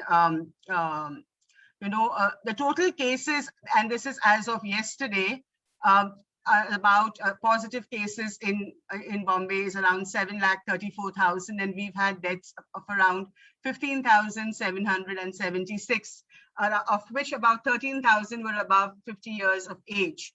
Now, usually annual deaths are in the city are around 90,000. This is from the Praja report, and this has been the average for 2016, 17, and 18. So you see that COVID is now contributing significantly to the overall deaths in the city. And, you also have quarantine facilities. About 64,000 people are in quarantine, out of whom 823 in institutional quarantine centers. This is also an important set of data because, not many people wanted to go to the institutional quarantine centers for many reasons, despite their dwellings not providing them that kind of, safe quarantine spaces because of concerns about quality of services and safety of services. Those were issues largely in the first wave. In the second wave, things had largely improved. Now, habitat is a concern, and Mumbai is very densely populated. Almost 40 to 50% of the population live in slums, and they're very, very small dwellings. So, all your safety measures about staying at home really didn't make sense to the urban poor because their homes were also spaces of risk and vulnerability. And the trend showed early rise in slum areas, gradually spreading to the north of the city and to buildings. Wave 2 had more non-slum cases. Now, this is some age and gender-wise data of COVID-19 positive patients in Bombay. So if you can see this about, between the ages of 20 to 29, about 40% of those infected are women and 60% are men in the 13. So it's about 37 to 40% of women who are infected, and about the rest are men. Now, what are some of the challenges that one is seeing in the context of the pandemic? So, the overall bed capacity, because there hasn't been an augmentation of infrastructure, especially in the context of the public health system. We have about 21,433 bed capacity to manage COVID cases in Bombay, and the active cases were more than 80,000 in April. Okay, you also saw some good innovations this time when the BMC basically had ward rooms. So the entire administration of the implementation rather of the COVID response was this time took place in a decentralized manner. And you had each ward was basically coordinating for that particular area, both beds in the private sector and in the public sector. And this helped to streamline beds, ICUs, oxygens. But there were tremendous challenges faced by patients, availability in terms of availability of services, black marketing, ineffective treatment, issues of affordability and profiteering that took place rampantly during the pandemic, both in the first wave and in the second wave. You also have issues of access to vaccination, stockouts, limited facilities, costly services. So you see there has been, today you're going to be able to get vaccines in the private sector, but you're not getting vaccines in the public sector. So that means that, for the poor and for many people who cannot afford, getting vaccinated is going to be a challenge. And costly services have resulted in higher access to access to higher income groups. Now you also have the situation where persons without government ID are actually experiencing challenges in accessing testing, treatment, and vaccination. And these represent some of the most vulnerable groups in the city and in the country: sex workers, trans persons, homeless, women who in distress, who have fled their homes because on account of violence or whatever. Now you also saw non-COVID care getting completely neglected in wave 1. And it did improve over time, but again got affected as the second wave progressed and peaked. And unemployment has substantially increased among self-employed people like vendors, drivers, domestic workers, shop owners, and daily wage earners, who also were the hardest hit. I mean, it has hit the middle class also, but the poorest, the poor have been, very, very badly impacted. And at least 12.5, this is a study that, TISS has done through its MEIST ward project, and it's in the MEIST ward of Mumbai, which is actually has the worst HDI index in the city. So at least 12%, this study shows at least 12.5% have not been able to find work, even after economic activities have resumed after the restriction was lifted last year. Now, this basically shows you, this is from the BMC dashboard. They've got a very good, dashboard with very comprehensive data. If you look at lactating mothers and their access to, first dose and their access to vaccines, only 3,855 lactating mothers have, taken the first dose, and about 26 the second dose. And in terms of pregnant women, it's 145 and 1. Now, this is, of course, pregnant women. The guidelines were released, very recently, and there's also a vaccine shortage. But pregnant women are, suffer. They're basically extremely vulnerable to COVID infection and any kind of severe and to severe disease also. So we also have to find out ways to reach them, with vaccination. Now, what has been the JSA Mumbai response, in the pandemic? So we've been to begin with, we've made a number of representations to the Chief Minister, state health minister, municipal commissioner on a range of issues on how the poor were going to be affected by the pandemic and the lockdown, and what measures need to be put in place, what mitigation and relief measures need to be put in place. Also in terms of access to treatment, at that point in time, it was 4,500, getting a test was 4,500, and families simply couldn't afford it. Then issues related to migrant laborers, which Kiran Desai has spoken about, accessing, being able, citizens being able to access affordable care, healthcare. So all of these issues we had written to the chief minister, state health minister, and municipal commissioner.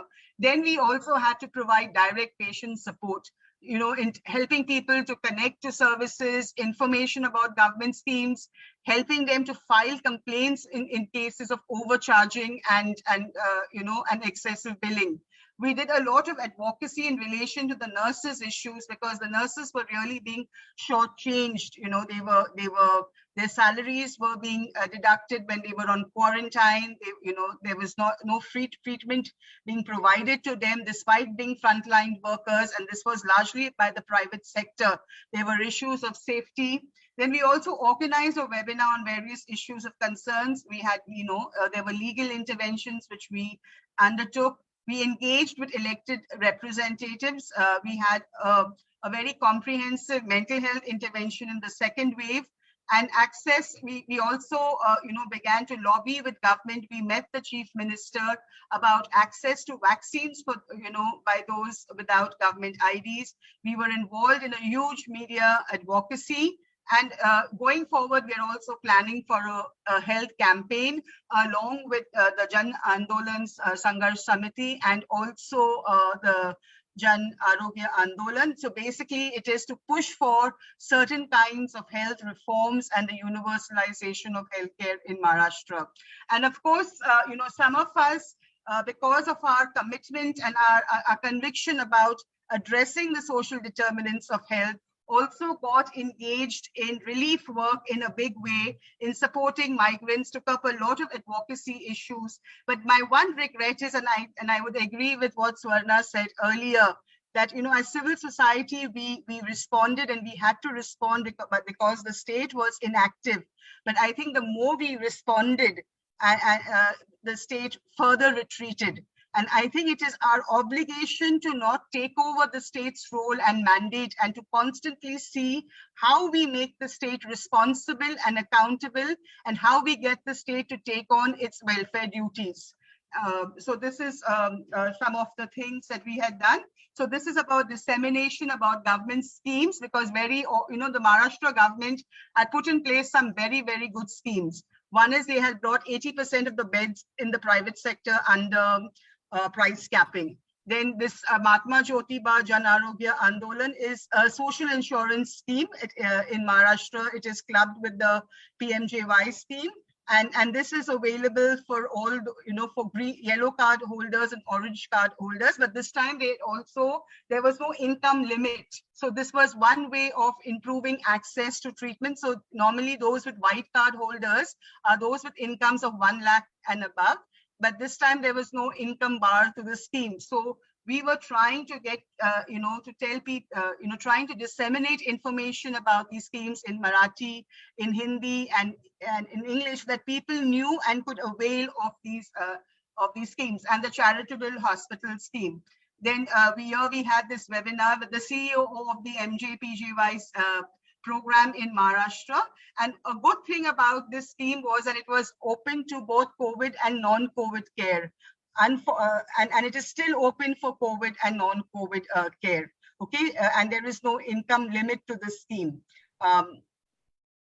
Now, direct patient support, helping people, so you have, after a lot of interventions, I mean, in the courts, media reports, patients, people tweeting on social media, the municipal corporation did put in systems, and the state government did put in systems for auditing and monitoring and, misuse in the public, in the private sector. But see, a lot of this happens through email. Now, not very many people even know this kind of information. that they can complain, they can, their bills will be will be audited, and they can get reimbursements. So we had to make this information available in a manner that people could access it, and also help people file these complaints. So this is what, and we also did a documentation of the experiences of patients in the private sector with regards to timely access to hospital beds, overcharging, and denial. I mean, as I said, we met with elected representatives, because by this time, the private sector was putting a lot of pressure and was going to court to squash Government of Maharashtra's policy on price capping and regulation. And so we began, along with other civil society organizations, also began talking to elected representatives, saying, do not give into this kind of pressure. I mean, this is the NHRC guidelines, which we had disseminated widely. And these guidelines also include specific guidelines for women and other marginalized populations. And then, I mean, VIBHUTI in our introductory comments, and Jayashree also spoke about this, about the need for psychosocial support. So we had this, because there was, in the second wave, there was so much of desperation. There was so much of, anxiety. There was so much of alienation. I mean, I myself was infected with COVID, and I myself, was on oxygen support, and I survived. I mean, I experienced so many, I experienced so much of trauma. And I remember I suffered for almost a month from survivor's guilt. So we put together this mental health support program, and which was, we had about 34 volunteers, lay volunteers who were trained, and we had about 17 mentors. And we've taken up, we've basically done legal interventions in a big way. So the first intervention, which we did right in April 2020, was about, was basically to ask the courts to tell the government to ensure that private health facilities were providing COVID care, because at that point in time, many were denying, COVID care, and to create a clear protocol with regards to referrals, and also to ensure that the private charitable hospitals assign the required bed capacity for the poor, because as I told you, they were not, despite the desperation for affordable care, these charitable hospitals were not providing this option to patients who were coming to them. So we had to push for that. Then the Sachin Jain versus the Union of India was a larger petition, which we had pleaded in along with the All India Drug Network. This also had to do with basically, regulation of the price of the private sector, the services in the private sector, and basically asking for regulation of cost of treatment of COVID-19 at private corporate hospitals. The third one was the Indian Medical Association Maharashtra had filed a writ petition, basically where they wanted to set aside 3 notifications on price capping and regulation by the Maharashtra government. And we intervened to say that this should not be permitted by the court. They said that it was, violative of their fundamental rights and their rights to practice a trade. So we basically went to court to say that we have personally witnessed, and we submitted bills of a whole lot of, exploitation and profiteering. And we said that this should not be permitted. And we also went to the Supreme Court more recently about the vaccine issue and distribution of essential supplies and services during the pandemic. And another thing which is in the offing is a report on the pandemic, and this also has a special focus on the history of healthcare in Bombay and what went wrong. It also looks at the gender, dimension of the pandemic, and also the specific impact on the poor and vulnerable. Now I'll come quickly to the recommendations and suggestions. So I think we need to work towards reducing morbidity and mortality. As I said earlier, there is no reason why anybody, and there is no reason for people to fall ill, and definitely no reason for people to die. I mean, not die because of state callousness or inaction or complacency. Okay, and also, so I think this time the government of Maharashtra, so after the second wave, unfortunately, got its act together, and I hope there's better preparedness for the third wave. Okay, and Mumbai CFR case fatality rate is higher than the national average, and there's no reason for this because Mumbai has, whatever our problems with our public health system, it's much better than many parts of the country. Perhaps other than perhaps say Tamil Nadu and Kerala, and there's no reason why people, we should have a higher case fatality rate. We also have a very strong private sector. So obviously people are not accessing care in a timely manner. And one reason could also be affordability issues. How do we improve access to vaccines and treatment? We know that what Jayashree said earlier, that women's health, and this I'm talking about from women's perspective, women's health is not prioritized. Families have already undergone indebtedness and, have, basically sold a lot of, of their assets in order to, pay for those who have already fallen ill. Now, if the third wave is about women and children getting affected, what happens to women's, what happens to treatment, access to treatment for women? The cost of treatment has really been, really been, even for a middle class person. I mean, I was at any point, I was also wondering, I had my entire family falling ill. And I was thinking, where would I get 50 lakhs? Because it would come to at least 10 lakhs per person's hospitalization. Okay, so the cost of treatment has been prohibitive. Now, addressing vaccine hesitancy among pregnant and lactating women, and I'm saying this in terms of providing information, not in terms of any kind of coercive, policy. Getting more and more women to test, okay, and looking at all of this in terms of the third wave, improving access to water and sanitation for urban poor, including the homeless. How do people access, if one of the important, people cannot afford to buy, sanitizers. How are people going to get, we need to improve access in urban poor communities to water and to sanitation. Okay, addressing access to testing, treatment and vaccines for those without government IDs. And these, as I said earlier, are women in sex work, trans persons, homeless women, women with mental illness.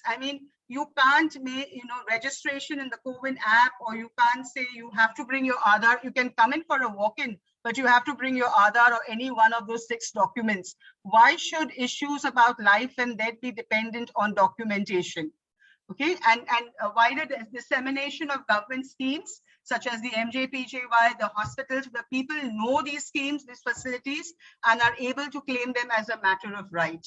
Now, also access to treatment and state schemes for those without domiciliary status. There are so many in Bombay. There are migrants in Bombay and those who are long-term settlers, but they don't have a ration card.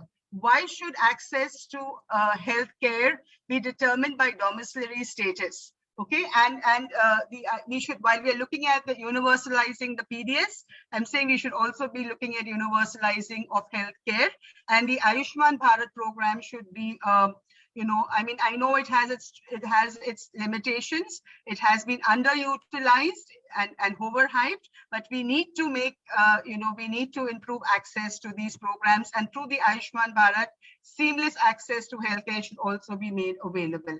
And my last slide is, you have non-COVID care. We need to ensure that non-COVID care is not interrupted in any way. Again, I come back, there is no reason for Bombay to go back to old ways of being. The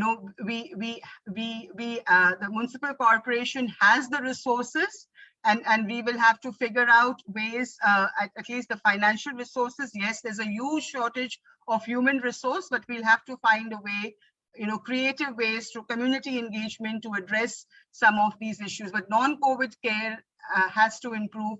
Reproductive health, TB, violence-related services, the ICDS must continue uninterruptedly. I was talking to Muslim women recently, and they said they have avoided going to public hospitals because of fears of stigma and discrimination. So they are seeking healthcare in the private sector.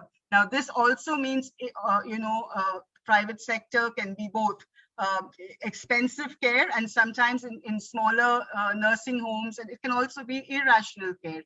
So how do we create, strengthen access to healthcare for Muslim women?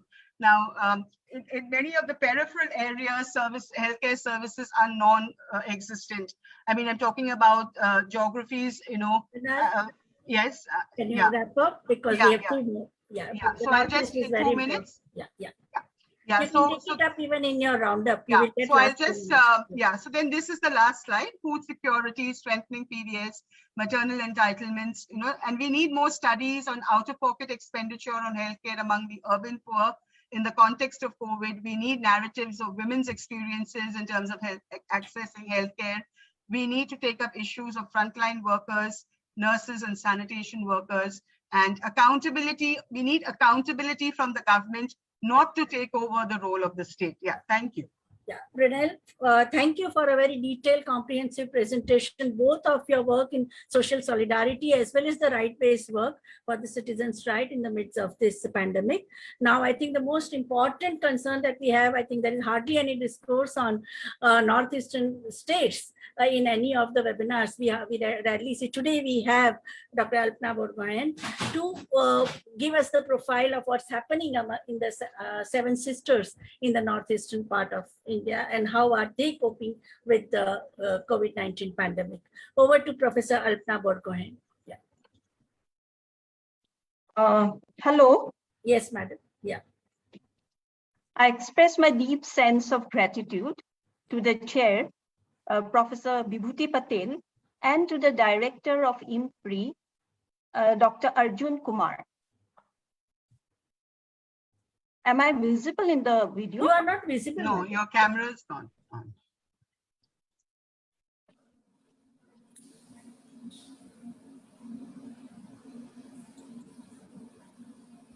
It was working earlier. Yeah, it was working earlier. Only now it is. Maybe problem of bandwidth if it's raining or something. Some system issue. Yeah. Yeah. Oh, she's even muted. Please unmute yourself, Professor Alpana. Please unmute yourself. Yeah. Yes. Yeah. I also had a presentation. Okay.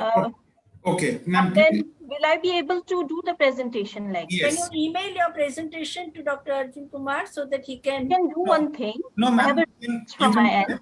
Your video Yes. is not on. You can ask the next speaker to speak. Okay.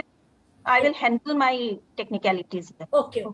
Yeah. That's So now our next speaker is from Aligarh, and she has done extensive work also on the migrant women as well as at the time of reverse migration. She conducted a study, and she has also done a lot of work on informal sector workers. So I request Dr. Taushin Fatima to speak on her researches as well as the first-hand experience. Greetings to all. I am extremely thankful to Professor VIBHUTI Patel. Thank you, ma'am, for providing me this opportunity to be here. And I thank IMPRI and Dr. Arjun Kumar who gave me here and to be a part of this distinguished panel. So,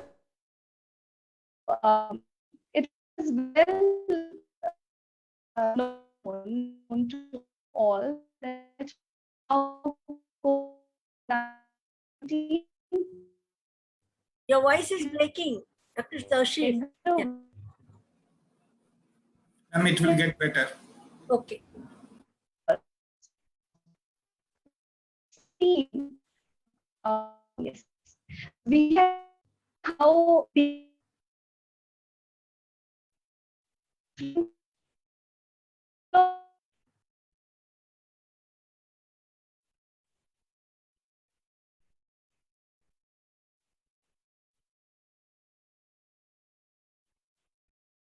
yes, am I audible now?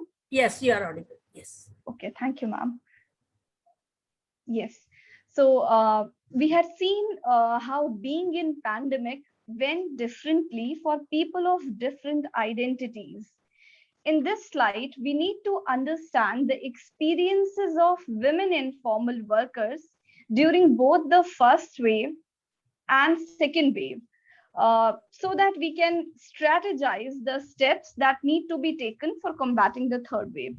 Here I put before you some of the observations that are a part of an ongoing research being conducted in different cities of Uttar Pradesh, namely Lucknow, Bareilly, and Aligarh. The women informal workers interviewed for the purpose are women embroiders in Lucknow and Aligarh. In Aligarh, patti work is being done by them, whereas in Lucknow, they do chicken, mukesh, and zardozi. We apart from these women embroiders, women workers in lock industry, in pharmaceutical manufacturing units, in outdoor catering service within the hotel industry, and women domestic workers were also interviewed. Women embroiders, taking their case the first, report crisis in the demand of the labor, resulting in reduction in the number of labor employed at different units or workshops where the work is done collectively. Another group of embroiders working from their homes also report shortage of work that is given to them by the contractors or middlemen. One of the women embroiders in Lucknow stated that she and some of her acquaintances were not paid for the work that was done by them last year during first wave. And when the demand for the payment was made, they were asked to purchase the product by themselves, which obviously they couldn't do on the ground that it could not be sold. As a result, these women embroiders had to adopt several other strategies for survival, such as making their children work as vendors or vegetable sellers. They themselves have started, in one case, the woman had started preparing snacks at home and trying to sell it through informal modes. At some other instances, these women have started small shops within their homes or even opted to work as domestic workers. It was also seen that with the introduction of computer embroidery, women home-based workers they also got engaged in the work that is done within the process of computer embroidery, that is cutting the extra cloths, extra threads, and giving the final shape to the product. These women used to get 1,000 to 2,000 pieces per day that they used to get in bulk, and getting 1 rupee per piece. During the pandemic, what happened that it got reduced to 100 to 200 pieces a day, which was a huge thing for them, a loss. This scarcity of work has had severe blow on their financial as well as physical and mental health. As one of the women home-based workers, she reported that how she used to wake up till 4 a.m. in the morning and used to finish the work that was given to them by the contractors, but how due to the shortage of work, it has created a mental and emotional distress for her. So we had seen that how this situation has created a disequilibrium between the demand and supply equation. Apart from these embroiders, it was also it is important to note here that how the lock industry in Aligarh relies heavily on these women workers who are employed to work on hand presses. These hand presses are installed within their homes by the contractors who provide work to them. Hand presses are used to cut different components of locks, pierce holes in those small components, and through those hand presses, the punching of the keys and then bending them as per the requirement, this work is also done. These women workers are also engaged at different levels of production, such as for electroplating, they tie locks and keys on a copper wire and then they untie the same. Though this is not done within the home, most of these works are paid on gross basis, where 1 gross equates to 150 pieces. These informal workers within the lock industry also suffered the blow created by the economic crisis led by the pandemic, and which obviously affect their lived realities. In our research, we have found that women in informal workers are there in significant proportions at pharmaceutical manufacturing units located at Baddi, which is a small town, an industrial town in Solan district of Himachal Pradesh. These women workers belong to Bareilly district in Uttar Pradesh, and they had gone to Baddi for work. And which Baddi is obviously home for manufacturing plants of many big pharmaceutical companies. There are different levels of production within these firms, and these are mixing, drying, granulation, compression, coating, and packaging. It is important to note that women workers are employed at the level of packaging only. And at this level, what we found that more than 70% of the workers are women who get 5,000 to 6,000 rupees per month for 12 hours of work per day. Most of the women workers that we interviewed with could not go back to their place of work, adding to the existing inequities within the social structure. Another group of women informal workers are the ones working as outdoor catering service providers within the hotel industry, because we know that informal workers are a diverse group who are also there within the formal establishments. These women perform the duties of welcoming guests, serving food, and assisting the proper and smooth functioning of events such as wedding parties, birthdays, anniversaries, and corporate events. With social distancing norms and restriction on the number of people at such gatherings, now these workers are left with searching for other modes of survival for sustaining their lives and obviously those who are dependent on them. In pre-pandemic days, they used to get 700 to 1,000 rupees per event, which usually starts at 4 p.m. in the evening and ends at 10 or 11 in the night. One such woman worker had even shared that how she got compelled by her circumstances, and it made her think of begging as an option for survival. Coming to women domestic workers, it was a varied response that we had received, from non-payment of wages to full payment to partial payment, and even a loss of jobs at some places. In case of domestic workers, it was found that intersectionality of caste, class, region, religion, age, gender, etc. has played an important role in determining the features of work, that is from the exploitation that they go through to the bargaining power that they can assert of these workers. So we see a lot of contextual variations here, and these obviously the context we need to pay attention to these contexts. However, most of these workers pointed it out that in the first wave and the successive lockdowns, there was complete absence of work in comparison to the second wave, when they could get some work which helped them survive.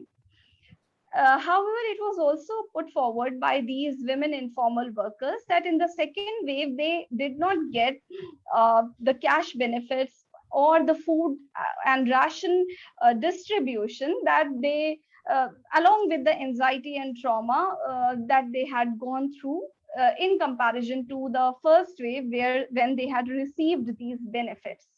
Seeing this, it can be said that strengthening PDS and doubling food rations, as well as cash transfers, which had already been discussed by other speakers, and Professor Kiran Desai has pointed it out that how lack of political will is a big question here.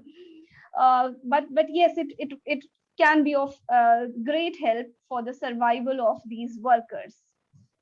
Some of the short-term and long-term measures that we need to take up are Obviously, as Dr. Ravi Vaswani has pointed out, the COVID-19 appropriate behavior, but yes, we do have this dimension where these lack of proper space or the infrastructural facilities which act as obstacle in that. So, but yes, then another important step will be budgeting for informal sector with gender perspective, preparation and training at the level of primary health centers, reflecting on the need of the decentralized local planning with coordination.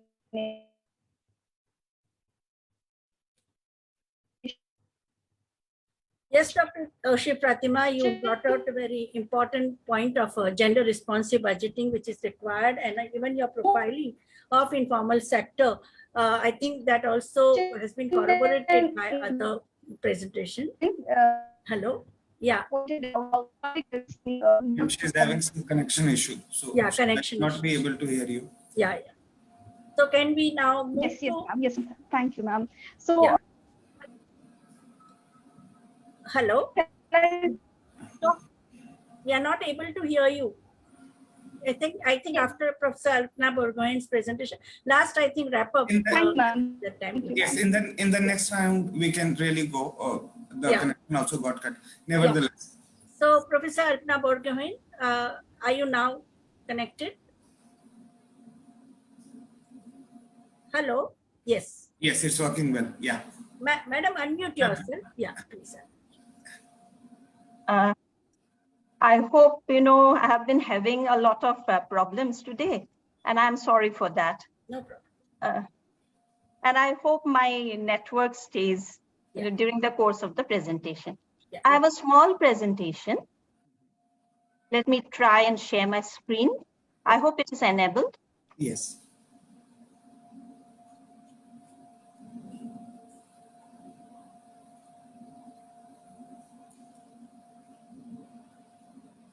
Yeah. I hope it is visible. Yes, madam. Make it full screen. Yeah. Okay.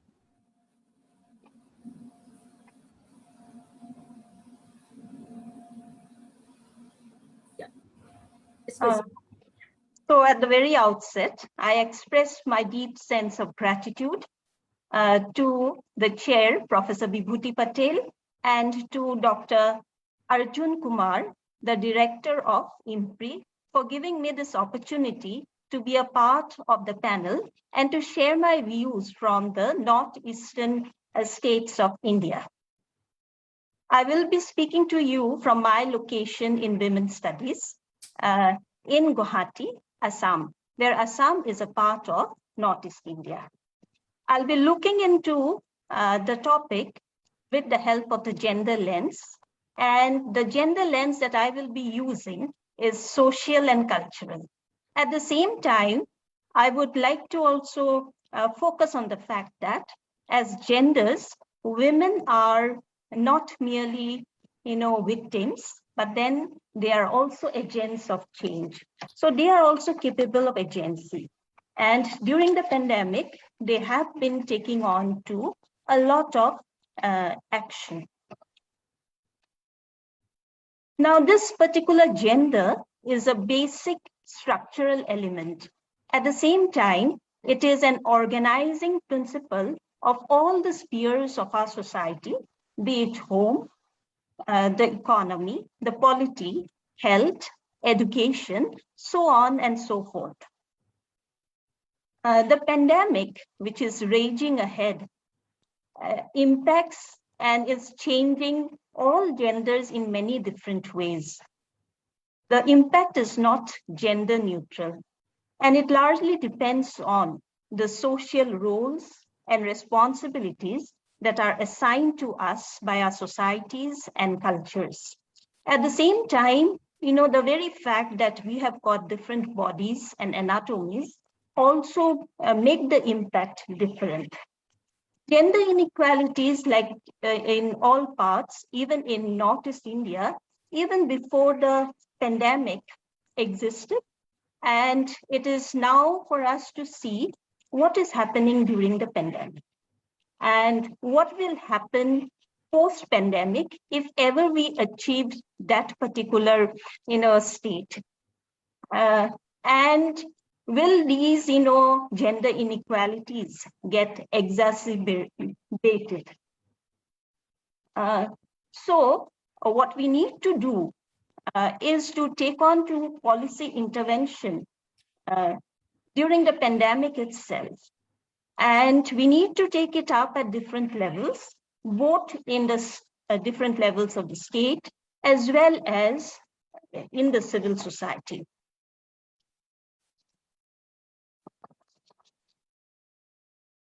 Gender, for that matter, is not only a social or a cultural construct. The picture that I have here is that of, this is Bara Bazaar in Meghalaya.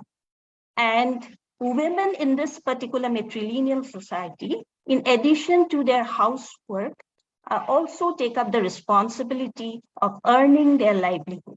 And they are all vendors in this bazaar. We also have a similar kind of women's market in Manipur. And everywhere in Northeast India, where you have large, tribal communities, the women are, for generations, they have been, natural entrepreneurs. And therefore, while trying to take up the gender lens in Northeast India, it will be necessary at the same time to take into consideration the other social categories to which we belong, such as class, caste, community, and the most important, community here is that of our ethnicity, and also religion. And with the kind of politics that is on all over India, religion gradually is polarizing even the societies of Northeast India. Therefore, the intersectional lens becomes very important. And when we refer to location in Northeast India, it is not merely about the urban and the rural, but it is also at the same time to do about the hills and the plains.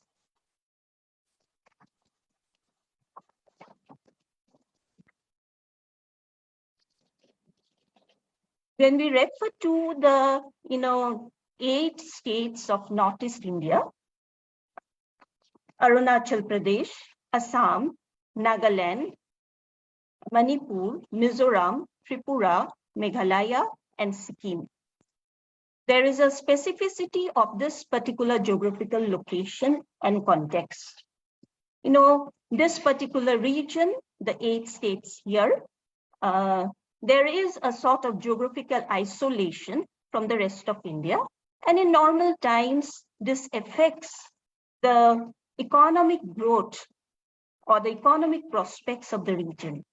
But during this pandemic, this has been an advantage for the region. Both during the first wave as well as in the second wave, the pandemic arrived here a bit late. Today, we are in the grip of the second wave. And many of the political leaders of these 8 states, they claim that this gives us time to plan and make preparations. But then, even though they had time, very less preparations were made. And therefore, even today, large populations of Northeast India are yet to be vaccinated. Some are yet to get their first dose. And there are long queues and, also, disorder in the vaccination centers. I myself is yet to get my second dose.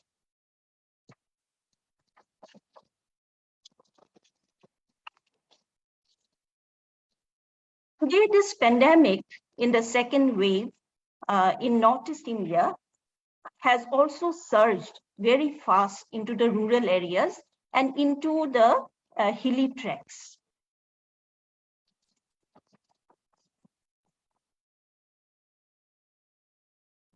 In the northeastern states, too, like the rest of India, the major burden of this pandemic is taken up by the public health system, where the budgetary allocations are very meager.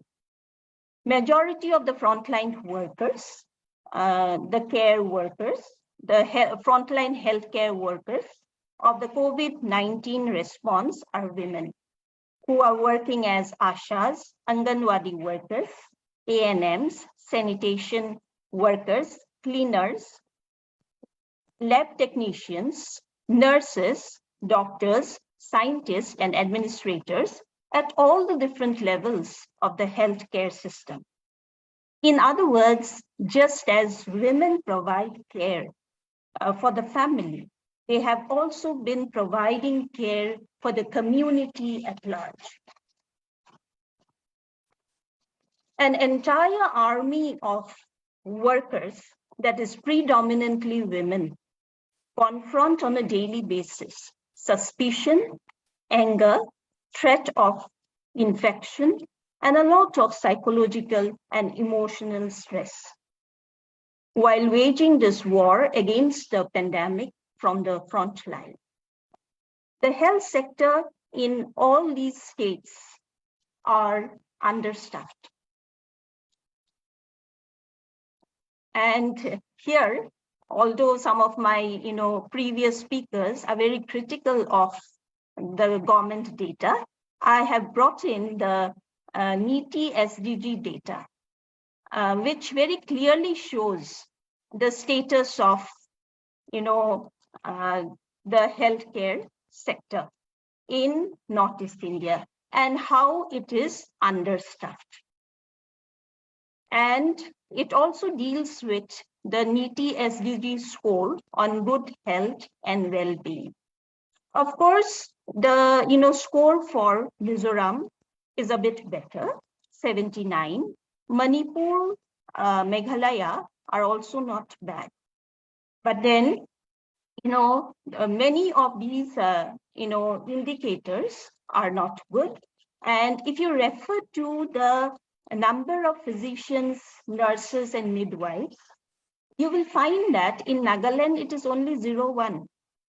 In Assam, it is 23. In Arunachal Pradesh, it is 22. So it is the public health sector is being run by this kind of a problem of human resource, and it is totally understaffed, and therefore they are being overworked and they are stressed out. And therefore, unlike the first wave, during the second wave, many of the COVID ICUs as well as the wards are permitting attendance, permitting, patients to be attended by the family members.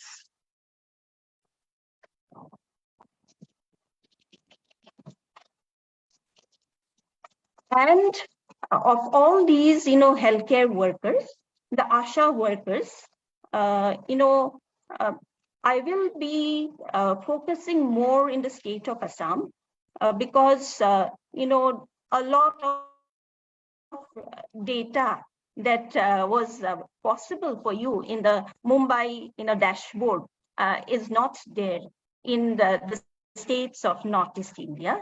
And I hope the states of Northeast India too learns from these examples that we have in India. And you will find that at the grassroots level, the most vulnerable are the ASHA.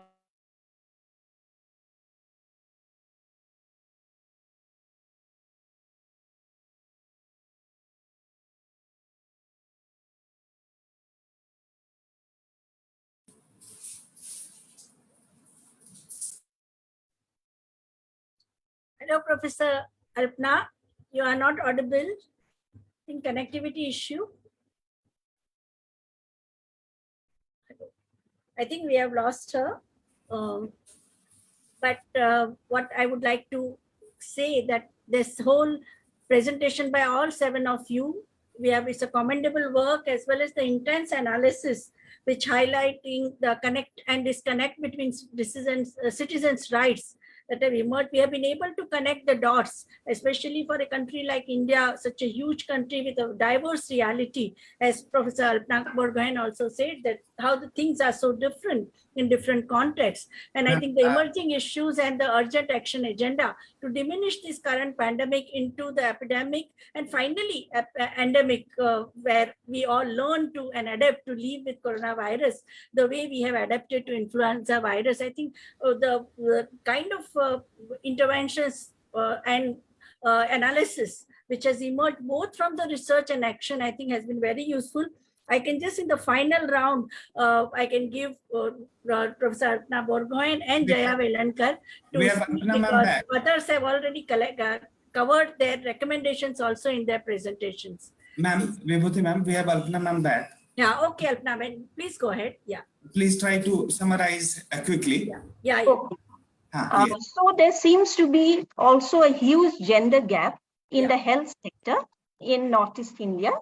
And because at the lower level, we have a large majority of them are women, and they are considered as volunteers and are given allowances. And therefore, both the public as well as the private healthcare sector is being subsidized through the exploitation of women's labor. Therefore, we need a policy intervention here, and they must at least be given minimum wage, social security cover, and medical benefits. In addition to this, the health system in Northeast India is also substandard. It also has a substandard infrastructure. And as a result of which, very frequently, makeshift hospitals had to be made to meet the huge demands of the crisis. And very frequently, the washrooms were dry. There was non-availability of drinking water, poor sanitation and hygiene.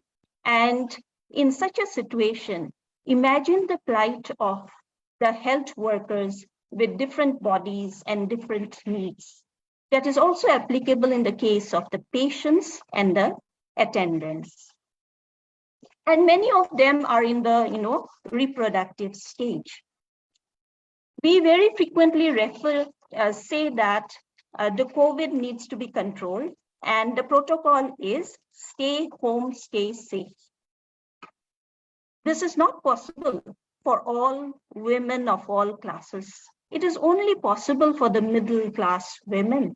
And it also depends on the nature of the work and the livelihood that you are into. In other words, in the pandemic, the home has become a very, very important site with multiple shifts, unpaid care work, unpaid housework. In addition to that, the home is my office, my department, there is paid work. It is also the educational institution of our children. And there is so much of, sanitation and hygiene work, especially. Care of the elderly is also there. So I was just wondering, what is happening to the homes of women who are into essential services, who cannot afford the luxury that we middle-class women are into. And most probably in such homes, the COVID-19 has also at the same time made about a potential positive shift to more egalitarian distribution of housework. Moreover, an important learning from this first wave as well as the second wave is that a re-socialization of the genders is very, very important. The 3 C's, cooking, cleaning, and caring, these are life skills. And all the genders need to learn them. We also need to adopt policies that reduce and redistribute unpaid work. And why should such work not be considered as productive work? Today, the home itself is becoming the main productive site for a particular class of people. Moreover, the policy should move towards a care economy, and care itself should be institutionalized. Even though we say, home, stay home, stay safe, and very frequently we use this as a sort of greeting when we meet a friend, but then home is not safe for all of us, especially when you are locked up with your abuser. The world over, there has been a shadow pandemic, and Northeast India is not, free from that. And home is also a political institution with unequal power and control. Men are out of work and are having financial problems. They release their frustration and tension on women and children. In Northeast India too, there is a lot of alcoholism at the same time. And you will find the government also doesn't put a ban on it or bring in certain restrictions, because that generates a huge revenue for the state. And recently, they have also said that they will bring about, online service of liquor. According to the manager of the domestic abuse helpline in Guwahati, 181, calls for help are increasing, and that during the national lockdown period, when people could not move out of their homes, the cyber crimes were the highest. And during the second wave, because we now have partial lockdowns and curfews, domestic violence is the highest. At the same time, all the different forms of violence are increasing. Poverty is quite high in the states of Northeast India, especially when you refer to Arunachal Pradesh, Assam, and Manipur. And such kinds of disasters are the best of times for the traffickers. And trafficking is a very huge problem in Northeast India due to loss of livelihoods, borrowings, and bondage. The poor becomes very, very vulnerable, and they become easy prey to the traffickers. To add to the pandemic disaster, we also have the annual floods, and very frequently the targets of trafficking also starts from the flood relief shelters, at the same time from the quarantine centers now. The Chief Minister of Assam, who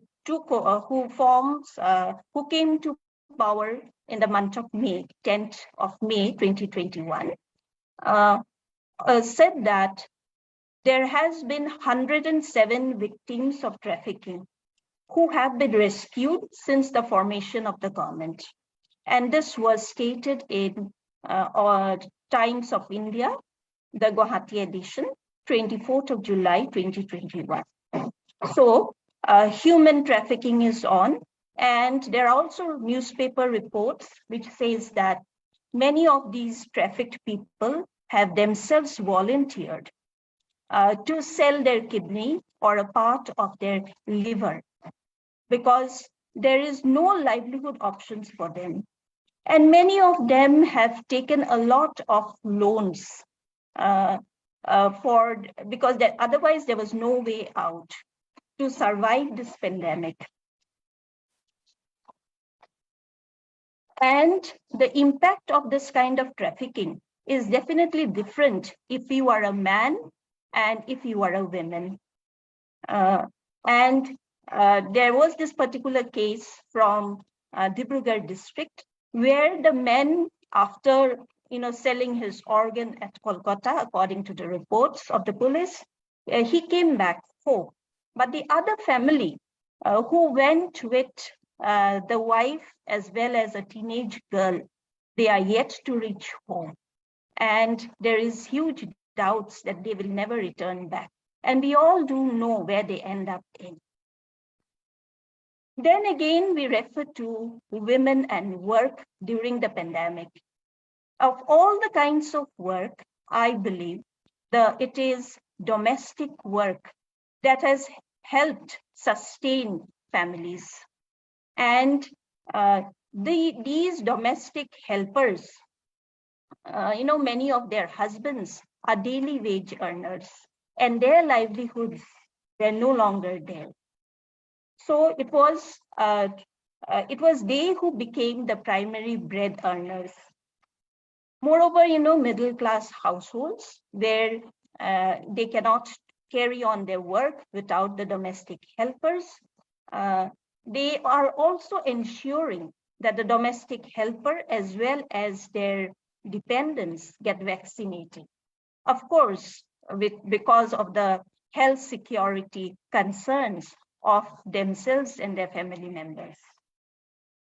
And therefore, we need to take up a policy for this kind of unorganized workers, such as the domestic helpers, especially in northeastern India, because they are very, very poorly paid and they are not at all organized.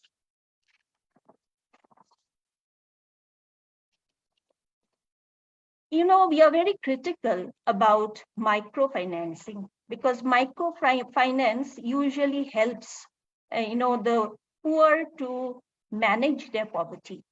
And the rates of interest are very high. But the lessons learned during this pandemic is that when, all your livelihood options are closed, it is here that the people have taken refuge in. And they have borrowed not from just one institution, but from 3 different institutions. At least these microfinancing institutions, their rate of interest is comparatively less than the individual borrowers.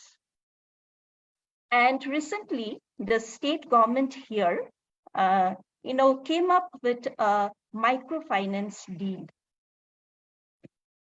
And he gave a sort of loan relief for the borrowers.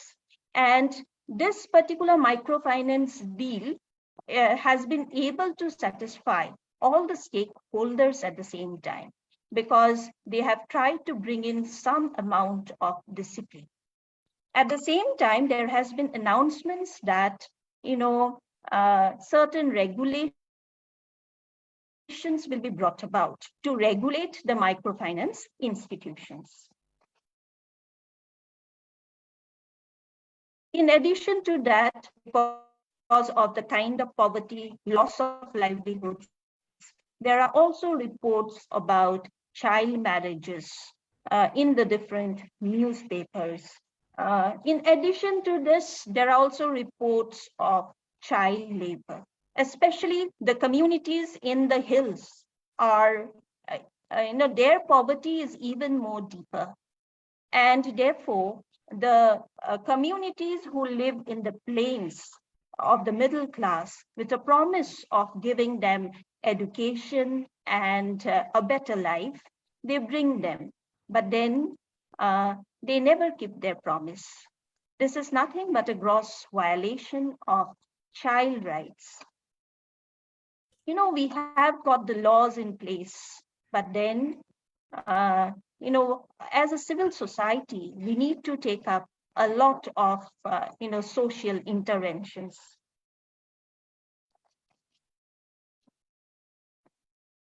Madam, will you now conclude Yes, within 1 minute? Yeah.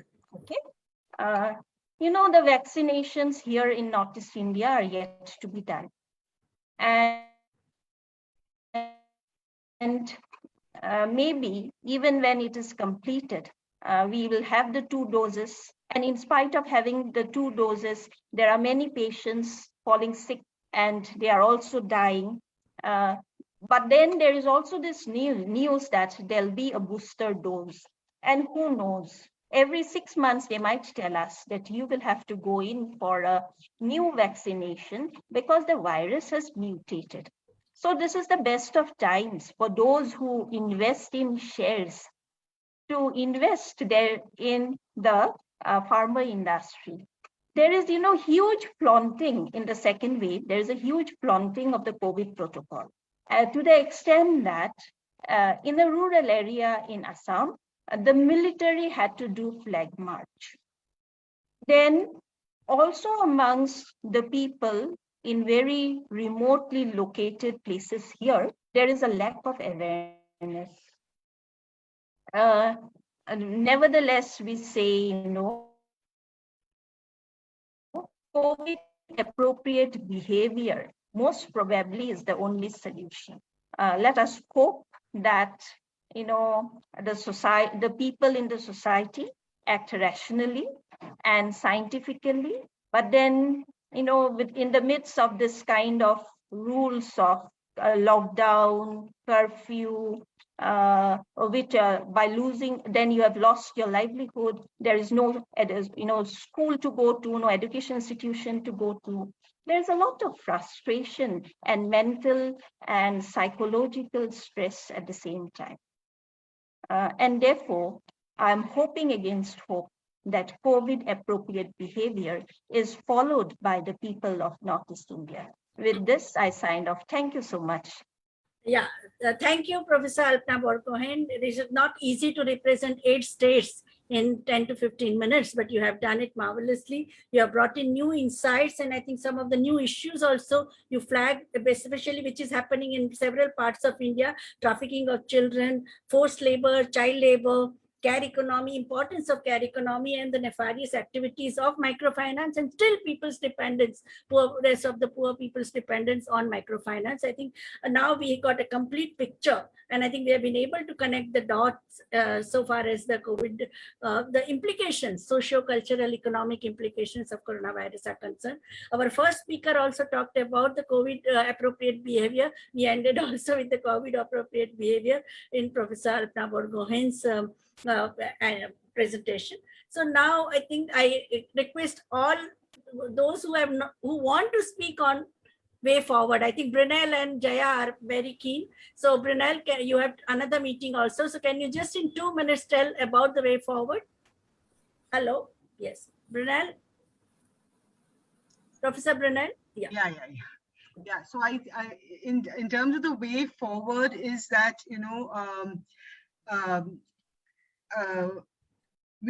we should ensure that what we went through in the first and second wave doesn't repeat itself. Okay, we have had adequate time to prepare. We are a country with capacity and resources. They may not be evenly distributed, but for in terms of policy making, we can definitely do things in a more strategic manner. We need to look at this issue as beyond just public health. Most of the responses have been from a very epidemiological public health standpoint and a law and order standpoint, from a surveillance standpoint. Now we need to go beyond that. We need to talk about, community ownership, state accountability. We need to talk about participation in very, very genuine terms if we want long-lasting solutions. And the pandemic needs to, the COVID pandemic must make us reflect on, how we have been, engaging the structural inequalities that exist in our society. And we must not just look at short-term measures, but while we have to address the short term, we also need to look at the long term. And from the health standpoint, okay, we need to push for health as a right. It is there as it is read into the right to life, but we should ask for specific legislation. We should talk about universalization of healthcare. We should talk about regulation of the private sector in a big way, and health should become everyone's business.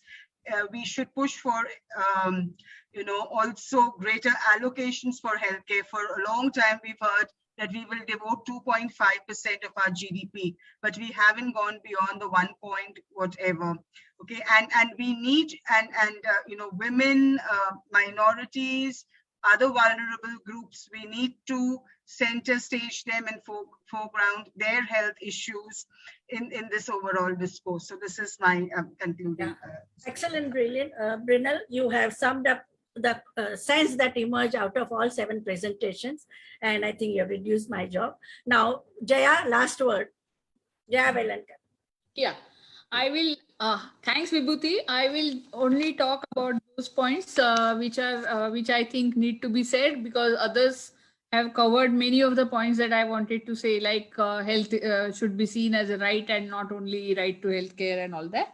So my first point is priority needs to be given to arrest the declining rates of female labor participation. Correct. One single thing is extremely important to alleviate women's status within their families, which is the basis for a lot of violence and inequality that women face right from their birth till their death, so to say. Yeah. So that is my first point. Second point, I would say, Brinelle has covered some part of it, that long-standing demand of increased tax-funded public health services. That includes water sanitation, that includes public health research, that includes vaccine research and production. Everybody has forgotten Hafkin Institute and the role that it played, and we were self-sufficient. And suddenly we are only talking about private players. So, you know, we should think about what was being done earlier in a very successful way. So we have to think about, we have to continue to demand increased tax-funded public health services, robust public health research. And I want to remind everyone that, you know, some people are busy celebrating 30 years of liberalization of economy, and we actually need to demand reversing of some of those liberalization trends, especially privatization of primary healthcare. That trend has to be totally opposed, and government needs to reverse. In a lot of places, primary healthcare is privatized, and that is detrimental to poor people's access to healthcare. That needs to be done immediately. If COVID has taught one lesson, it is that we need to promote, support and strengthen our primary health structure. The other 2-3 things that I want to say are the recognition of violence against women as public health issue. It's only few feminists and few health wallahs who keep talking about it, but it has to become a well accepted philosophy and idea that it is public health issue. And what does that mean? So right from medical education to orientation of healthcare professionals at all levels, they need to be oriented on their roles and responsibilities. And this program should be supported with appropriate budgets within hospital management, dispensary management at every level. Because a woman survivor, many a times, either a dispensary or a hospital is the first place where she goes. And so healthcare professionals can become the first ally. Also, it will help us in data management and the critical psychosocial support, the first level support that the woman needs in such cases. Our violence redress system, we have seen time and again the gaps and challenges, and the first lockdown particularly exposed those gaps once again. And Disaster Management Act and you know, architecture around that, it doesn't take into consideration violence related services as essential services. And till the lot of noise was made, counselors and operators of helplines were not able to travel to their offices during lockdowns. So unless we consider this as one major issue and priority issue, nothing is going to change. Finally, I would say that special efforts and measures, not looking at it at law and order issue, but special comprehensive measures to prevent child or early or forced marriages, which is on the rise at the moment, and no compulsions of population control, no two-child norm, no criminalization or disqualification of any pregnant woman on any criteria like that. Every child that is born and every woman who's pregnant, she needs support these days, particularly during her pregnancy and early postpartum period. And finally, we need to think seriously about promotion of scientific temper and rationality in general in our life. And last but not the least, what I want to say is, when we talk about a disease burden or this fatalism, we need to do something more about mental health issues, and it's not adequately addressed at this moment. So we need to give focus, we need to put focus on that. We need a proper policy and program with adequate budgets for mental health, and it's not right now, it is not being done. I think I will stop here. Yeah, I think, whatever is the collective wisdom of the feminist movement in India and world over, I think you have verbalized it and you have highlighted it in a very, very sharp and concise manner. Jaya, thank you very much. Now, Dr. Ravi Vaswani, the questions there are, if you see the question box, most of the questions are directed to you. The first one is, what is in your opinion on reporting by media? Often what has been considered responsible reporting has also been reporting of anecdotal evidence on treatment options and post-COVID complications. Can one turn to news from information at all during and about pandemic, and what protocol should be followed by about the reporting? And second one is that why are we not able to rely on natural and herd immunity to combat COVID? And is it to prevent pressure on health infrastructure? Why are we vaccinating for viral diseases? Does vaccination not play a role in mutation? What is the pharmacopolitics? Eager to learn the public health and medical perspective on this. Over to Dr. Ravi Vaswani. That is so many questions that the answers itself will take the whole time that the seminar is taking. The second one is very important. Nobody has touched so far. The whole controversy around herd immunity. Yeah. So we know next to nothing actually about herd immunity, and it's all, most of it is theoretical. We believe that herd immunity protects the herd, but it doesn't work if a virus mutates. So the problem with the coronavirus is that it tends to mutate quite fast.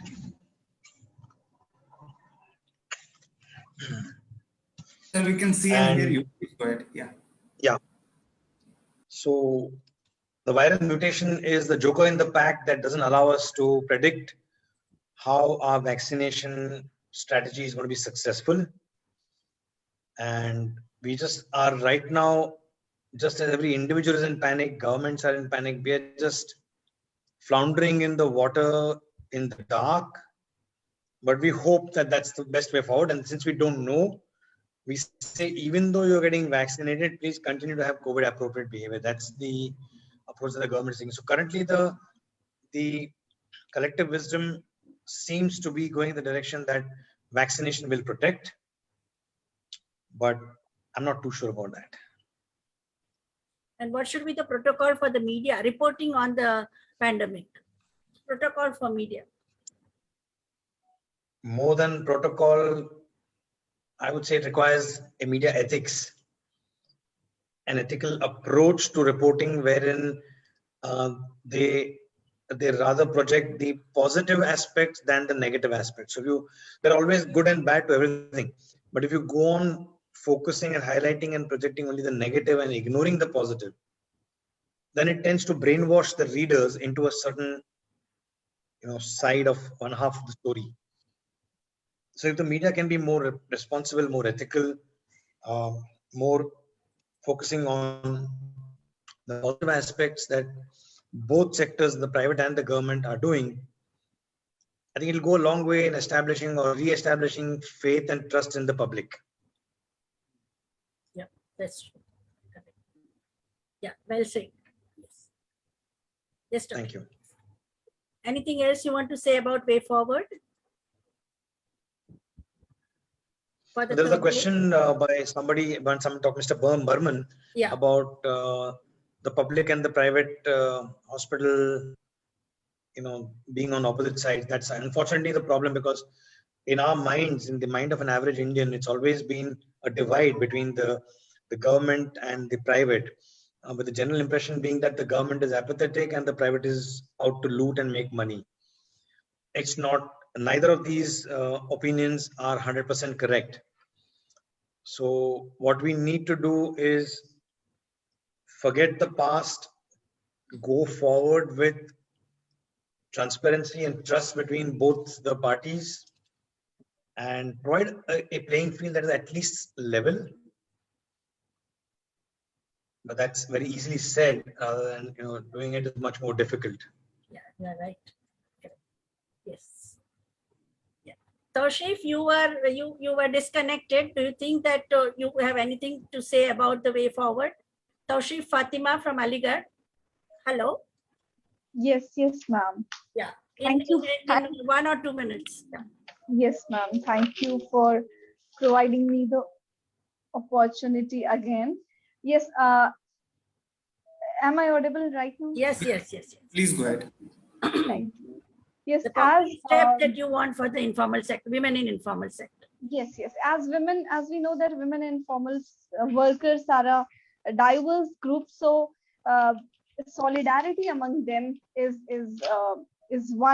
can be one such initiative, and organizations like Seva are working in that direction, so to make their voices heard. And then the persistent involvement of multiple stakeholders at various levels, from center to national and then to the local levels, is something which is required, from voluntary organizations to labor welfare associations and then independent researchers. And the third important thing is addressing the demand side through fiscal and social policies. That is obviously one such initiative on the part of the state. Thank you, ma'am. Yeah. What are your views on labor codes for informal sector? Yes, obviously that is something which needs, which is obviously not like it has put the informal workers. It acted as a severe blow. The 4 labor codes that we had. And the in different states and in UP also, we had seen that how multiple such provisions were introduced. But yes, as the accountability and the pressure that needs to be built, which can be done by the involvement and the persistent and continuous efforts by the multiple stakeholders, is the thing that I see in this context. Yeah. Thank you, Dr. Taushif. I think we have had a very, very enlightening, educative, and very comprehensive discussion examining all socio-economic, cultural, health aspects of the second wave, the learnings of the second wave, and also how we want to go ahead. I think the common sense that emerged is that what we need is a solidarity, right-based perspective, massive intervention by the state in terms of increase in GDP, nearly 6% of GDP for education, for health, priority areas, income support, fiscal expansion. I think that has been the sense that has emerged in this panel discussion. Now I request IMPRI team to take over.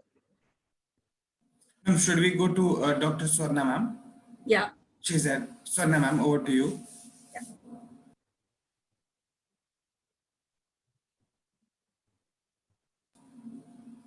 Can you hear us, Swarna ma'am? She's not there. I think is she there? Yeah. I did not see her. Can you hear us, Dr. Swarna ma'am? She's not there. Ma'am, please unmute us. Yeah. Yes, yes. I did not see her. Okay. In 1-2 minutes, kindly. Yes. Yeah. Do you want me to say something? Yeah. Your way forward. Yes. Actually, I covered way ahead when I spoke, so that's fine. I will pass and let someone else speak. She covered. Yeah.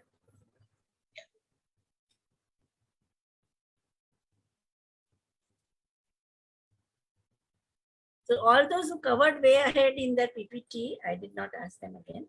Jaya had to do that. So, yeah.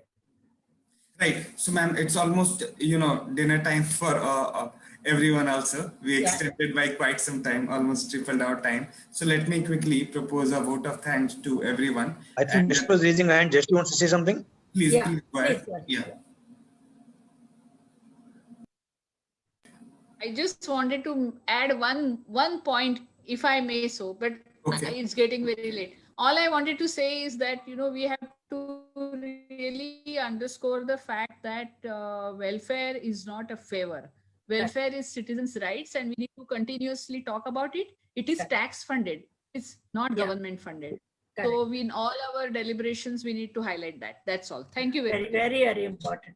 It is not an act of charity. It is the fundamental duty of the state because it is a taxpayers' money. And that's why we are also asking for a social sector budget, increase in social sector budget, as well as the gender responsive budget and financing for gender equality. Yeah. Yes, yes. Very important. Right. So let's wrap up, and thank you everyone for joining, and especially all the attendees who joined here, really very consistent over several hours, very senior professors and researchers also.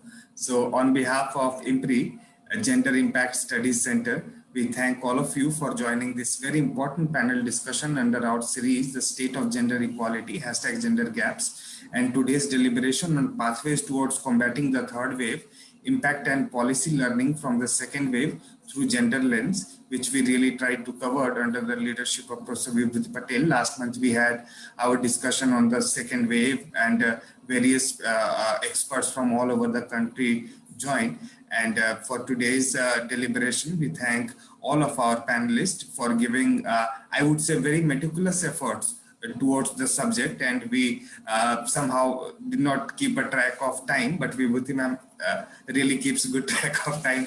But nonetheless, we really learned a lot, and thanks all of you, Jayashree ma'am, Professor Kiran sir, Dr. Tausif ma'am, Dr. Suna Rajagopalan ma'am, Brinelle ma'am, Dr. Ravi Vaswani sir, and Professor Alpana borgohain. Thank you.